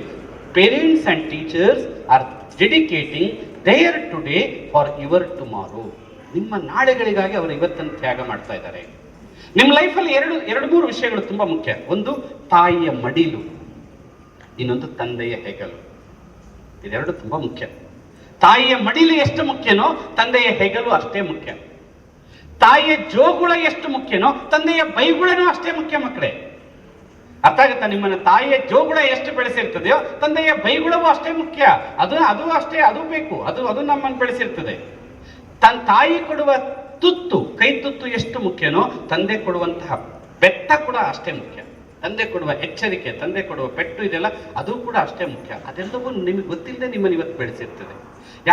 ನೀವು ಯೋಚನೆ ಮಾಡಿ, ಯಾರು ಟಾಪರ್ ಇದ್ದಾರೆ, ಯಾರು ಹೇಗಿದ್ದಾರೆ, ಯಾರು ಯಾವ ತರ ಇದ್ದಾರೆ, ಯಾರೇ ಮಹಾತ್ಮರನ್ನು ನೋಡಿ, ಯಾರೇ ಗ್ರೇಟ್ ಪರ್ಸನಾಲಿಟೀಸ್ ನೋಡಿ, ತಂದೆ ತಾಯಿಯನ್ನ ತ್ಯಾಗ ಮಾಡಿ ತಂದೆ ತಾಯಿಗೆ ನೋವು ಕೊಟ್ಟು ದೊಡ್ಡವರಾದವರು ಯಾರು ಇಲ್ಲ. ಯಾರ್ಯಾರು ಇಲ್ಲ. ನಾನು ನೋಡಿದ್ದೀನಿ ನಾನು ಎಷ್ಟು ಸತಿ ನೋಡಿದ್ದೀನಿ ಗೊತ್ತಾ, ನೀವು ಯಾರು ನರೇಂದ್ರ ಮೋದಿ ಅವರನ್ನು ತಗೊಳ್ಳಿ, ಅವ್ರ ತಾಯಿನ ವಾಕಿಂಗ್ಗೆ ಕರ್ಕೊಂಡು ಹೋಗ್ತಿದ್ರು. ಡಾಕ್ಟರ್ APJ ಅಬ್ದುಲ್ ಕಲಾಂ ಅವರನ್ನು ತಗೊಳ್ಳಿ, ಸಚಿನ್ ತೆಂಡೂಲ್ಕರ್ ಅನ್ನು ತಗೊಳ್ಳಿ, ನೀವು ಯಾವ ಫೀಲ್ಡ್ ಯಾರನ್ನಾದ್ರೂ ತಗೊಳ್ಳಿ, ನೀವು ಇಷ್ಟಪಡೋ ಸುದೀಪ್ ಅನ್ನೇ ತಗೊಳ್ರಪ್ಪ, ಆಯ್ತಪ್ಪ. ನೀವು ಹೆಬ್ಬುಲಿ ಕಟ್ಟಿಂಗ್ ಎಲ್ಲ ಮಾಡಿಸ್ಕೊಂಡಿದ್ರಲ್ಲ, ನಿಮ್ ಸುದೀಪ್ ಕಿಚ್ಚಾ ಬಾಸ್ ಅನ್ನೇ ತಗೊಳ್ರಪ್ಪ, ಅವ್ರನ್ನ ತಗೊಳ್ಳಿ. ಅವ್ರ ಅಮ್ಮ ಸತ್ತಾಗ ಎಷ್ಟು ಹತ್ರ ಅಲ್ವ, ಇವತ್ತಿಗೂ ಅವ್ರ ಅಮ್ಮ ಅಂದಾಗ ಕಣ್ಣೀರ್ ಹಾಕ್ತಾರಲ್ಲ ಅವರು. ಯಾಕೆ? ಆ ಗುಣಗಳೇ ಇವತ್ತು ಅವರನ್ನು ದೊಡ್ಡವರನ್ನಾಗಿ ಮಾಡಿದ್ದು. ನೀವೇನ್ ಮಾಡ್ತೀರಾ? ಅವ್ರ ಹೇರ್ ಸ್ಟೈಲ್ ಫಾಲೋ ಮಾಡ್ತೀರಾ, ಅವರ ಲೈಫ್ ಸ್ಟೈಲ್ ಫಾಲೋ ಮಾಡಲ್ಲ. ದಟ್ ಇಸ್ ದ ಪ್ರಾಬ್ಲಮ್ ಇರೋದಲ್ಲಿ. ಯಾವುದೇ ಎನಿ ಫೀಲ್ಡ್, ಯಾವುದೇ ಫೀಲ್ಡ್ ಅಲ್ಲಿರುವ ಯಾವುದೇ ಸಾಧಕರು ತಂದೆ ತಾಯಿಯನ್ನ ನೆಗ್ಲೆಕ್ಟ್ ಮಾಡಿ ನಾನು ದೊಡ್ಡವನಾಗಿದ್ದೀನಿ ಅನ್ನೋರು ಯಾರು ಇಲ್ಲ, ಇರ್ಲಿಕ್ಕೆ ಸಾಧ್ಯನೂ ಇಲ್ಲ. ಅರ್ಥ ಆಯ್ತಾ? ಯಾರು ಸಾಧ್ಯ ಇಲ್ಲ. ಯಾಕಂದ್ರೆ ಬೆಳೆದಿರೋ ಮರನೇ ಕಟ್ ಮಾಡಿ, ನಾನು ಕೂತಿರೋ ಟೊಂಗೆನೆ ಕಟ್ ಮಾಡಿ ನಾನು ಚೆನ್ನಾಗಿರ್ತೀನಿ ಅನ್ಲಿಕ್ಕೆ ಸಾಧ್ಯ ಇದೆಯಾ? ಸಾಧ್ಯ ಇಲ್ಲ. ಸೊ ಈ ಶಾಲೆ ನಿಮಗೆ ಆ ಗುಣಗಳನ್ನು ಕಲಿಸ್ತಾ ಹೋಗುತ್ತೆ. ಕೃತಜ್ಞತೆ ಕಲಿಸುತ್ತೆ, ವಿಧೇಯತೆ ಕಲಿಸುತ್ತೆ. ಎರಡನೇದು ವಿಧೇಯತೆ. ವಿಧೇಯತೆ ಅಂದರೆ ಬಿ ಒಬೀಡಿಯಂಟ್. ಟೀಚರ್ಸಿಗೆ ಒಬೀಡಿಯಂಟ್ ಆಗಿರಿ, ತಂದೆ ತಾಯಿಗೆ ಒಬೀಡಿಯಂಟ್ ಆಗಿರಿ. ಒಂದೊಂದ್ಸತಿ ಅವ್ರು ಹೇಳೋದು ನಿಮಗೆ ಕಿರಿಕಿರಿ ಅನಿಸ್ಬೋದು. ಈಗ ತಂದೆ ತಾಯಿ ಹೇಳೋದಕ್ಕೂ ನಿಮ್ಮ ವೇವ್ ಲೆಂತ್ಗೂ ಮ್ಯಾಚ್ ಆಗಲ್ಲ. ಯಾಕೆ ನೀವು ಬೇರೆ ತರ ಇದ್ದೀರಾ, ಅವ್ರು ಬೇರೆ ತರ ಇದ್ದಾರೆ. ನಿಮ್ಮ ಟೇಸ್ಟೇ ಬೇರೆ, ಅವ್ರ ಟೇಸ್ಟೇ ಬೇರೆ. ನಿಮ್ಮ ಟ್ರೆಂಡೇ ಬೇರೆ, ಅವ್ರ ಟ್ರೆಂಡೇ ಬೇರೆ. ಒಂದೊಂದ್ಸತಿ ಹೂ ಅನ್ನಿ, ಆಯ್ತಮ್ಮ ಅಂತ ಹೇಳಿ. ಅವಾಗ ವಾದ ಮಾಡಬೇಡಿ. ಒಂದು 5-10 ನಿಮಿಷ ಆದ್ಮೇಲೆ ಹಂಗಲ್ಲಮ್ಮ, ನಾನು ಹೇಳಿದ್ದೆ ಈ ತರ ಮಾಡೋಣವಾ ಅಂತ ಕೇಳಿ. ಅವಾಗ ಅವರಿಗೆ ನಿಮ್ಮ ಅಮ್ಮಂಗ ಆಯ್ತು ಮಾಡೋಣ ಅಂತ ಹೇಳ್ತಾರೆ. ಅವ್ರೇನೋ ಹೇಳಿದಾಗ ತಕ್ಷಣ ವಾದ ಮಾಡಬೇಡಿ. ಇವತ್ತು ಪಾದ ಪೂಜೆ, ನಾಳೆಯಿಂದ ವಾದ ಮಾಡ್ತೀನಿ ಅಂದ್ರೆ ಸರಿ ಹೋಗಲ್ಲ. ಇವತ್ತು ನನಗೆ ಪಾದ, ನಾಳೆಯಿಂದ ವಾದ ಅಂದ್ರೆ ಅದು ಜೀವನದ ಅಲ್ಲ, ಅದರಲ್ಲಿ ಇದಲ್ಲ. ಇವತ್ತು ಪಾದ ಪೂಜೆ ಮಾಡ್ತಿರೋ ಮಾಡಲ್ವೋ, ವಾದ ಅಂತೂ ಮಾಡಬೇಡಿ. ಅರ್ಥ ಆಗುತ್ತೆ? ಅದು ನೀವು ಮಾಡ್ಬೇಕಾದ, ಅದು ಈ ಕಾರ್ಯಕ್ರಮದ ಮತ್ತೆ ಇದರಿಂದ ಆಗ್ಬೇಕಾದ ಇನ್ನೊಂದು. ಹಾಗಾದ್ರೆ ನಾನು ಹೇಳಿದೈತೆ, ನನಗೆ ಇಷ್ಟ ಆಗದೈತದ್ದು ಹೇಳಿದ್ರೆ ಒಪ್ಕೋಬೇಕಂದ್ರೆ ಆ ಟೈಮಲ್ಲಿ ಒಪ್ಕೊಳ್ಳಿ, ಆಯ್ತು ಅಂತ ಹೇಳಿ. ಒಂದು 10 ನಿಮಿಷ ಬಿಟ್ಟು ಹಂಗಲ್ಲ ಹಿಂಗೆ ಅಂತ ಕನ್ವಿನ್ಸ್ ಮಾಡಿ. ಖಂಡಿತ ಒಪ್ಕೊಳ್ತಾರೆ, ನೀವು ಹೇಳಿದ್ದಕ್ಕೆ ಒಪ್ಕೊಳ್ತಾರೆ. ಅದನ್ನೊಂಚೂರು ನೋಡ್ತಾ ಬನ್ನಿ. ತಂದೆ ತಾಯಿಗೂ ಗೊತ್ತಾಗುತ್ತೆ, ಅವರು ನಿಮ್ಮ ಕಷ್ಟ ಅರ್ಥ ಮಾಡ್ಕೊಳ್ತಾರೆ, ಅವರು ನಿಮ್ಮ ಸಮಸ್ಯೆ ಅರ್ಥ ಮಾಡ್ಕೊಳ್ತಾರೆ. ಒಟ್ಟಲ್ಲಿ ನಮ್ಮ ದೇಶಕ್ಕೆ ಬೇಕಾಗಿರೋದು ಒಳ್ಳೆ ಮಕ್ಕಳು ಬೇಕು. ಸೊ ಈ ಕಡೆ ತಿರ್ಕೊಡಿ, ನಿಮ್ಮ ತಂದೆ ತಾಯಿ ಕಡೆ ತಿರ್ಕೊಡಿ. ನಾನು ಹೇಳಿದ 2 ವಿಷಯದ ಕಡೆ ಗಮನ ಕೊಡಿ. 2-3 ವಿಷಯಗಳು ನೆನಪು ಮಾಡ್ಕೊಳ್ಳಿ. ಒಂದು, ನೀವು ನಿಮ್ಮ ಮನಸ್ಸಲ್ಲಿ ಅದನ್ನು ಗಟ್ಟಿಯಾಗಿ ಹೇಳ್ಕೊಳ್ತಾ ಬನ್ನಿ. ನಾನು ನಿಮ್ಮ ಕೈಯನ್ನ ನಿಮ್ಮ ಅಮ್ಮನ ಬಲಗೈ ಮೇಲೆ ಇಡಿ ನೋಡೋಣ. ಎಸ್ಪೆಷಲಿ ನಿಮ್ಮ ತಾಯಿ ಶೇಕ್ ಹ್ಯಾಂಡ್ ತರ ಅಲ್ಲ, ಪ್ರಮಾಣ. ಶೇಕ್ ಹ್ಯಾಂಡ್ ಕೊಡ್ತಾರಲ್ಲ ಆ ತರ ಅಲ್ಲ, ಓತ್, ಪ್ರಮಾಣ. ಇರಮ್ಮ, ಅದೇನು ತೊಂದರೆ ಇಲ್ಲ, ತಾಯಿದಂತಲ್ಲ, ಇಡು. ತಾಯಿ ಬೇರೆ ತಂದೆ ಬೇರೆ ಖಂಡಿತ ಅಲ್ಲ, ಎಲ್ಲ ಒಂದೇ, ಅದರಲ್ಲೇನು ಖಂಡಿತ. ನೋಡಿ, ಸೊ ಸರಿಯಾಗಿ ನೆಟ್ಟ ಕೂತ್ಕೊಡಿ, ಬಿ ಸೀರಿಯಸ್, ಸರಿಯಾಗಿ ಕೂತ್ಕೊಡಿ, concentrate on your breathing, close your eyes, ಕಣ್ಣು ಮುಚ್ಕೊಡಿ. ನಾನು ಹೇಳಿದ್ದನ್ನ ಫಾಲೋ ಮಾಡ್ತಾ ಬನ್ನಿ. ಅಮ್ಮ ಜೋರಾಗಿ ಹೇಳಿ, ಅಮ್ಮ ಜೋರಾಗಿ ಹೇಳಿ ನೋಡೋಣ. ನಾನು ಮೈಕ್ ಆಫ್ ಮಾಡ್ಬೇಕಾದ್ರೆ ಹೇಳ್ತೀನಿ, ನೀವು ಹೇಳದೆ ಜೋರಾಗಿ ಕೇಳಿಸ್ಬೇಕು. ಅಮ್ಮ, ನಾನು ಇವತ್ತಿನ ಈ ಸಮಯದಲ್ಲಿ, ಕೇಳಿಸ್ತಾ ಇಲ್ಲ ಮಕ್ಕಳು ಹೇಳುತ್ತೆ, ಕೇಳಿಸ್ತಾ ಇಲ್ಲ, ಜೋರಾಗಿ ಹೇಳಿ. ನಾನು ಇವತ್ತಿನ ಈ ಸಮಯದಲ್ಲಿ ಎಲ್ಲರ ಮುಂದೆ 2 ಪ್ರಮಾಣಗಳನ್ನು ನಿನ್ನ ಮುಂದೆ ಮನಸಾರೆ ಆತ್ಮಸಾಕ್ಷಿಯಾಗಿ ಮಾಡುತ್ತೀನಿ. ಇನ್ನು ಮುಂದೆ ಯಾವುದೇ ಕಾರಣಕ್ಕೂ ನೀನಾಗಲಿ, ನನ್ನ ತಂದೆಯಾಗಲಿ ಅಥವಾ ನನ್ನ ಕುಟುಂಬದವರಾಗಲಿ ತಲೆ ತಗ್ಗಿಸುವಂತೆ, ಇನ್ನೊಂದ್ಸತಿ, ನೀನಾಗಲಿ, ನನ್ನ ತಂದೆಯವರಾಗಲಿ ನನ್ನ ಕುಟುಂಬದವರಾಗಲಿ ತಲೆ ತಗ್ಗಿಸುವಂತಹ ಯಾವುದೇ ಕೆಲಸವನ್ನು ನಾನು ಮಾಡುವುದಿಲ್ಲ. ಜೋರಾಗಿ ಹೇಳಬೇಕು, ಇನ್ನೊಂದ್ಸತಿ ಹೇಳಿ. ತಲೆ ತಗ್ಗಿಸುವಂತಹ ಕೆಲಸವನ್ನು ನಾನು ಮಾಡುವುದಿಲ್ಲ. ಎರಡನೆಯದ್ದು, ಮುಂದಿನ ದಿನಗಳಲ್ಲಿ ಯಾವುದೇ ಸಂದರ್ಭ ಬಂದರೂ ತಂದೆ ತಾಯಿಗಳನ್ನು ವೃದ್ಧಾಶ್ರಮಕ್ಕೆ ನಾನು ಕಳುಹಿಸುವುದೇ ಇಲ್ಲ. ಮುಂದಿನ ದಿನಗಳಲ್ಲಿ ಎಂತಹ ಸಂದರ್ಭ ಬಂದರೂ ವೃದ್ಧಾಶ್ರಮಕ್ಕೆ ನಿಮ್ಮನ್ನು ಕಳುಹಿಸುವುದಿಲ್ಲ. ನಿಮ್ಮ ತ್ಯಾಗವನ್ನು ಅರ್ಥ ಮಾಡಿಕೊಂಡು ಅದಕ್ಕೆ ಬೆಲೆ ಬರುವಂತೆ ನಾನು ಬದುಕುತ್ತೇನೆ. ಅಂತಹ ಶಕ್ತಿಯನ್ನು ನೀವೇ ನನಗೆ ಕರುಣಿಸಿ. 2 ಕೈ ಮುಗಿರಿ ನೋಡೋಣ. ಎರಡು ಕೈ ಮುಗಿರಿ. ನಿಮ್ಮ ತಂದೆ ತಾಯಿ ಯಾರಿದ್ದಾರೋ ಅವರ ಪಾದಗಳಿಗೆ ನಿಮ್ಮ ಹಣೆ ಹಚ್ಚಿ ನಮಸ್ಕಾರ ಮಾಡಿ. ಒಂದು ನಿಮಿಷ ಈಗಲೇ ಮಾಡಬೇಡಿ, ನಾನು ಹೇಳ್ತೀನಿ. ರೆಡಿ, 1 2 3 ಅಂತ ಹೇಳಿದಾಗ ಮಾಡಿ. ನಿಮ್ಗೆ ಈಗಾಗಲೇ ಅಕ್ಷತೆ ನೀವು ಹಾಕಿದ್ದಾರೆ, ನಿಮ್ಗೆ ಕೊಟ್ಟಿದ್ದಾರೆ ಅಕ್ಷತೆ ಹಾಕಿದ್ದಾರೆ, ಇರ್ಲಿ ಪರವಾಗಿಲ್ಲ. ಸೊ ಮಕ್ಕಳೇ, ನಾನು ಹೇಳೋದು ಸರಿಯಾಗಿ ಕೇಳಿಸ್ಕೊಳ್ಳಿ. ಏನ್ ಬೇಕಾದ್ರೂ ಮಾಡಿ ಗೆಲ್ಬೋದಂತೆ ನಿಮ್ಗೆ. ನಾನು ವಿವರವಾಗಿ ಹೇಳಲಿಕ್ಕೆ ಹೋಗಲ್ಲ. ಮಹಾಭಾರತದಲ್ಲಿ ಬರ್ತದೆ, ಯುದ್ಧ ಎಲ್ಲ ಮುಗಿದ ಮೇಲೆ ಗಾಂಧಾರಿ ಕೃಷ್ಣನಿಗೆ ಬೈತಾಳಂತೆ, ನೀನು ಪಾಂಡವರನ್ನ 5 ಮಕ್ಕಳನ್ನು ನೀನು ಗಮನ ಕೊಟ್ಟಿ, ನನ್ನ 101 ಮಕ್ಕಳ ಕಡೆ ನೀನು ನೋಡ್ಲೇ ಇಲ್ಲ, ನೀನು ಪಕ್ಷಪಾತ ಮಾಡ್ದಿ, ನೀನು ಪಾರ್ಶಾಲಿಟಿ ಮಾಡ್ದಿ, ನಿನ್ನ ಮೋಸ ಮಾಡ್ದಿ ನನಗೆ ಅಂತ ಹೇಳ್ತಾಳಂತೆ. ಆವಾಗ ಕೃಷ್ಣ ಹೇಳ್ತಾನಂತೆ, ಅಮ್ಮ ಗಾಂಧಾರಿ, ನಿನ್ ಗಂಡ ಗುಡ್ಡು ಕುರುಡ, ಅವನಿಗೇನೋ ಕಾಣಿಸ್ತಿರ್ಲಿಲ್ಲ. ನೀನು ಧೃತರಾಷ್ಟ್ರನ ಮದುವೆ ಆಗಿ ಬಂದಾಗ ನನ್ನ ಗಂಡನಿಗಿಲ್ಲದ ಕಣ್ಣು ನನಗೆ ಯಾಕೆ ಅಂತ ಹೇಳಿ ಒಳ್ಳೆ ಹೆಂಡತಿ ಆಗ್ತೇನೆ ಅಂತ ಹೇಳಿ ಕಣ್ಣಿಗೆ ಬಟ್ಟೆ ಕಟ್ಕೊಂಡಿ, ಒಳ್ಳೆ ಹೆಂಡತಿ ಆದಿ, ಆದ್ರೆ ಒಳ್ಳೆ ತಾಯಿನೇ ಆಗ್ಲಿಲ್ವಾ? ನಿನ್ನ ಮಕ್ಕಳನ್ನ ಅವರ ತಂದೆನೂ ನೋಡ್ಲಿಲ್ಲ, ಅವರ ತಾಯಿನೂ ನೋಡ್ಲಿಲ್ಲ.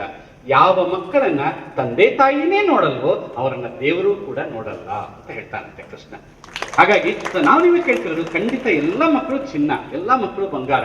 ನಿಮ್ಮ ಆಶೀರ್ವಾದ ಅವರನ್ನು ಇನ್ನಷ್ಟು ಎತ್ತರಕ್ಕೆ ಬೆಳೆಸುತ್ತೆ, ಅವರನ್ನು ಇನ್ನಷ್ಟು ಚೆನ್ನಾಗಿ ಬೆಳೆಸುತ್ತೆ. ನಾಳೆ ಒಂದು ಪರೀಕ್ಷೆಯಲ್ಲಿ ಒಂದು 2 ಮಾರ್ಕ್ಸೋ 3 ಮಾರ್ಕ್ಸೋ 5 ಮಾರ್ಕ್ಸೋ 10 ಮಾರ್ಕ್ಸೋ ಕಮ್ಮಿ ತಗೊಳ್ತಾರ ಇರ್ಲಿ, ಜೀವನದಲ್ಲಿ ಚೆನ್ನಾಗಾಗ್ಲಿ. ನಮ್ಮಲ್ಲಿ ಕನ್ನಡದ ಒಂದು ಜಾನಪದ ಗೀತೆ ಇದೆ, ಆಚಾರ ಕರಸಾಗು, ನೀತಿಗೆ ಪ್ರಭುವಾಗು, ಮಾತಿನಲ್ಲಿ ಚೂಡ ಮಣಿಯಾಗು, ಕಂದಯ್ಯ ಜ್ಯೋತಿಯೇ ಆಗು ಜಗಕ್ಕೆಲ್ಲ ಅಂತ. ಅವ್ರ ಪರೀಕ್ಷೆ ಕ್ಲಾಸಿಗೆ ಟಾಪರ್ ಆಗ್ತಾರೋ ಬಿಡ್ತಾರೋ, ಎಕ್ಸಾಮ್ ನಲ್ಲಿ ಟಾಪರ್ ಆಗ್ತಾರೋ ಬಿಡ್ತಾರೋ, ಆದ್ರೆ ಜಗತ್ತಿಗೆ ಜ್ಯೋತಿ ಆಗಲಿ ನಿಮ್ಮ ಮಕ್ಕಳು. ನಾಳೆ ಇಡೀ ಊರು, ಇಡೀ ಪ್ರಪಂಚ ಎಲ್ಲಿ ಹೋದ್ರು ಅದನ್ನ ಹೇಳ್ತಾ ಬರ್ಲಿ, ಅವ್ರ ವಿಷಯ ಹೇಳ್ತಾ ಬರ್ಲಿ, ಅವ್ರು ಅದನ್ನ ಕೇಳ್ತಾ ಬರ್ಲಿ. ನಾನು ಬಹುಶಃ ನಮ್ಮಮ್ಮ ಇಲ್ಲಿ ಬಂದಿಲ್ಲ, ನಮ್ಮಮ್ಮ ದಾವಣಗೆರೆಯಲ್ಲಿ ನಂದು ಎಲ್ಲಾದ್ರೂ ಸ್ಪೀಚ್ ಇದ್ರೆ ಅಲ್ಲಿ ಬರ್ತಾರೆ. ಈಗ ಅವರಿಗೆ 86-87 ವರ್ಷ. ನಾನು ಎಲ್ಲಿ ಮಾತಾಡಿದ್ರು ಅಲ್ಲಿ ಬರ್ತಾರೆ. ಬಂದ ಅವ್ರಿಗೆ ಏನು ಅರ್ಥ ಆಗಲ್ಲ, ಸುಮ್ಮನೆ ಕೂತಿರ್ತಾರೆ. ಕೂತ್ಕೊಂಡು ಎಲ್ಲ ಮುಗಿದ್ಮೇಲೆ ಕಾರ್ಯಕ್ರಮ ಯಾರು ಮಾಡಿದ್ರು ಅವ್ರ ಹತ್ರ ಬಂದು, ನನ್ನ ಮಗ ಚೆನ್ನಾಗಿ ಮಾತಾಡಿದ್ನಾ, ನಿಮ್ಗೆ ಸಮಾಧಾನ ಆಯ್ತಾ ಅಂತ ಕೇಳ್ತಾರೆ. ಅಷ್ಟೇ ಬೇಕಾಗೋದು, ತಂದೆ ತಾಯಿ ಬೇಕಾಗೋದೇ ಅಷ್ಟು, ಬೇರೆ ಇನ್ಯಾವುದೂ ಅಲ್ಲ. ನಾಳೆ ಈ ಜಗತ್ತಿಗೆ ನಿಮ್ಮ ಮಕ್ಕಳು ಜ್ಯೋತಿ ಆಗ್ಲಿ ಅಂತ ಹೇಳಿ ನೀವು ಆಶೀರ್ವಾದ ಮಾಡಿ. ತಂದೆ ತಾಯಿ ಆಶೀರ್ವಾದ ದೇವರ ಆಶೀರ್ವಾದಕ್ಕಿಂತ ದೊಡ್ಡದು. ದೇವರ ಆಶೀರ್ವಾದ ಇದ್ದ ಹಾಗೆ ಅಂತ ನಾನು ಹೇಳ್ತಾ ಇಲ್ಲ, ಅದಕ್ಕಿಂತ ದೊಡ್ಡದು. ಸೊ ಅವ್ರು ನಿಮಗೆ ಇವಾಗ ಮಕ್ಕಳೇ 1 2 3 ಅಂತ ನಾನು ಹೇಳ್ತೀನಿ, ಹೇಳಿದ ತಕ್ಷಣ ಹಣೆ ಹಚ್ಚಿ ನಮಸ್ಕಾರ ಮಾಡಿ. ನೀವು ಅಷ್ಟೇ ಅದನ್ನ ನಾನು ಹೇಳಿದ್ದನ್ನು ಸಾಧ್ಯವಾದ್ರೆ ರಿಪೀಟ್ ಮಾಡ್ತಾ ಬನ್ನಿ. ರೆಡಿ, 1 2 3 ಹಣೆ ಹಚ್ಚಿ ನಮಸ್ಕಾರ ಮಾಡಿ ಮಕ್ಕಳೇ. ಆಚಾರ ಕರಸಾಗು, ನೀತಿಗೆ ಪ್ರಭುವಾಗು, ಮಾತಿನಲ್ಲಿ ಚೂಡ ಮಣಿಯಾಗು, ಕಂದಯ್ಯ ಜ್ಯೋತಿಯೇ ಆಗು ಜಗಕ್ಕೆಲ್ಲ ಅಂತ ಹೇಳ್ತಾ ಬನ್ನಿ. ಮನಸ್ಸಲ್ಲೇ ಅದನ್ನು ಪ್ರಾರ್ಥನೆ ಮಾಡಿ, ಜಗತ್ತಿಗೆ ಜ್ಯೋತಿಯಾಗಿ ನೀವು. ನಿಮ್ಮ ಮಕ್ಕಳು, ಅವರ ಭವಿಷ್ಯ ಚೆನ್ನಾಗಾಗ್ಲಿ, ಮುಗೀತು ನಮ್ದು. ಇನ್ನು ಅವ್ರ ಭವಿಷ್ಯ, ಅವ್ರ ಜೀವನ ಚೆನ್ನಾಗಾಗ್ಲಿ, ಅವರ ಕನಸುಗಳೆಲ್ಲ ಈಡೇರಲಿ. ಇಲ್ಲಿ ಈ ಶಾಲೆ ಇಲ್ಲಿರೋರೇ ಎಷ್ಟೋ ಜನ ನಾಳೆ ಸೈಂಟಿಸ್ಟ್ಗಳು ಬರಲಿ, ಡಾಕ್ಟರ್ಸ್ ಬರಲಿ, ಇಂಜಿನಿಯರ್ಸ್ ಬರಲಿ, ವಿಜ್ಞಾನಿಗಳು ಬರಲಿ, ಎಲ್ಲದಕ್ಕಿಂತ ಹೆಚ್ಚು ಒಳ್ಳೆ ಮನುಷ್ಯತ್ವ ಇರೋ ಮನುಷ್ಯರು ಬರಲಿ. ಆ ತರದ ಶಕ್ತಿ ಕೊಡಿ ಅಂತ ಹೇಳಿ ಮನಸಾರಿ ದೇವರನ್ನ ಪ್ರಾರ್ಥನೆ ಮಾಡಿಕೊಂಡು, ನಿಮ್ಮ ಹತ್ರ ಅಕ್ಷತೆ ಇದ್ರೆ ಇನ್ನೊಂದು ಸ್ವಲ್ಪ ಅಲ್ಲಿ ಅಕ್ಷತೆ ಇದ್ರೆ ಅಕ್ಷತೆ ತಗೊಂಡು ಹಾಕಿ. ಅಕ್ಷತೆ ಅಂದ್ರೆ ನಾಶ ಇಲ್ಲದೆ ಇರುವುದು ಅಂತ. ಕ್ಷತ ಅಂದ್ರೆ ನಾಶ, ಸಂಸ್ಕೃತದಲ್ಲಿ ಕ್ಷತ ಅಂದ್ರೆ ನಾಶ. ಅಕ್ಷತ ಅಂದ್ರೆ ಯಾವುದಕ್ಕೆ ನಾಶವಿಲ್ವೋ ಅದು ಅಕ್ಷತ. ನಿಮ್ಮ ಮಕ್ಕಳ ತಲೆ ಮೇಲೆ, ಶಿರಸ್ಸಿನ ಮೇಲೆ ಅಕ್ಷತೆಯನ್ನು ಹಾಕಿ ಆಶೀರ್ವಾದ ಮಾಡಿ. ಜೊತೆಗೆ ನೀವೊಂದು ಸ್ವಲ್ಪ ಕೈ ಮುಗಿದ್ಬಿಡಿ. ಎಲ್ಲ ತಂದೆ ತಾಯಿಗಳಿಗೂ ಅಕ್ಷತೆ ಹಾಕಿದ್ಮೇಲೆ ನೀವು ಕೈ ಮುಗಿದು ನಿಮ್ಮ ತಂದೆ ತಾಯಿಗಳನ್ನ ನೆನಪು ಮಾಡ್ಕೊಳ್ಳಿ. ನೀವು ನಂಬಿರುವ ದೇವರನ್ನು ಪ್ರಾರ್ಥನೆ ಮಾಡ್ಕೊಳ್ಳಿ. ಓ ಭಗವಂತ, ನನ್ನ ಮಕ್ಕಳನ್ನ ನಿನ್ನ ಮಡಿಲಿಕ್ಕೆ ಹಾಕಿದ್ದೀನಿ, ಅವ್ರಿಗೆ ಆಶೀರ್ವಾದ ಮಾಡು, ಅವ್ರನ್ನ ಕಾಪಾಡು. ನೀನೆಲ್ಲ ಕಡೆ ನೀನೇನ್ ಬೇಕಾದ್ರೂ ಮಾಡ್ಬೋದು, ನನ್ನ ಮಕ್ಕಳನ್ನ ಕಾಪಾಡು ಅಂತ ಪ್ರಾರ್ಥನೆ ಮಾಡಿ. ಥ್ಯಾಂಕ್ ಯು ಮಕ್ಕಳೇ, ಥ್ಯಾಂಕ್ ಯು. Very good. ಸರಿ ಅಂತ ತೆಲುಗಿನಲ್ಲಿ ಒಂದು ಮಾತಿದೆ ಅಲ್ಲ, ಬಾಯ್ ಅಂದ್ರೆ ಬಿಹೇವಿಯರ್ ಇರ್ಬೇಕು. ಒಳ್ಳೆ ಬಾಯ್ ನೀವಾಗ್ಬೇಕಾ? ಒಳ್ಳೆ ಬಿಹೇವಿಯರ್ ಇದ್ರೆ ನೀವು ಬಾಯ್. ಗುಡ್ನೆಸ್ ಇದ್ರೆ ಒಳ್ಳೆ ಗರ್ಲ್. ಸೊ ಗುಡ್ನೆಸ್ ಇರುವ ಗರ್ಲ್ ಆಗಿ, ಬಿಹೇವಿಯರ್ ಇರುವ ಬಾಯ್ ಆಗಲಿ ಅಂತ ಶಕ್ತಿನ ಆ ಭಗವಂತ ನಿಮಗೆಲ್ರಿಗೂ ಕರುಣಿಸ್ಲಿ ಅಂತ ಪ್ರಾರ್ಥಿಸ್ತಾ ಇದ್ದೀನಿ. Thank you.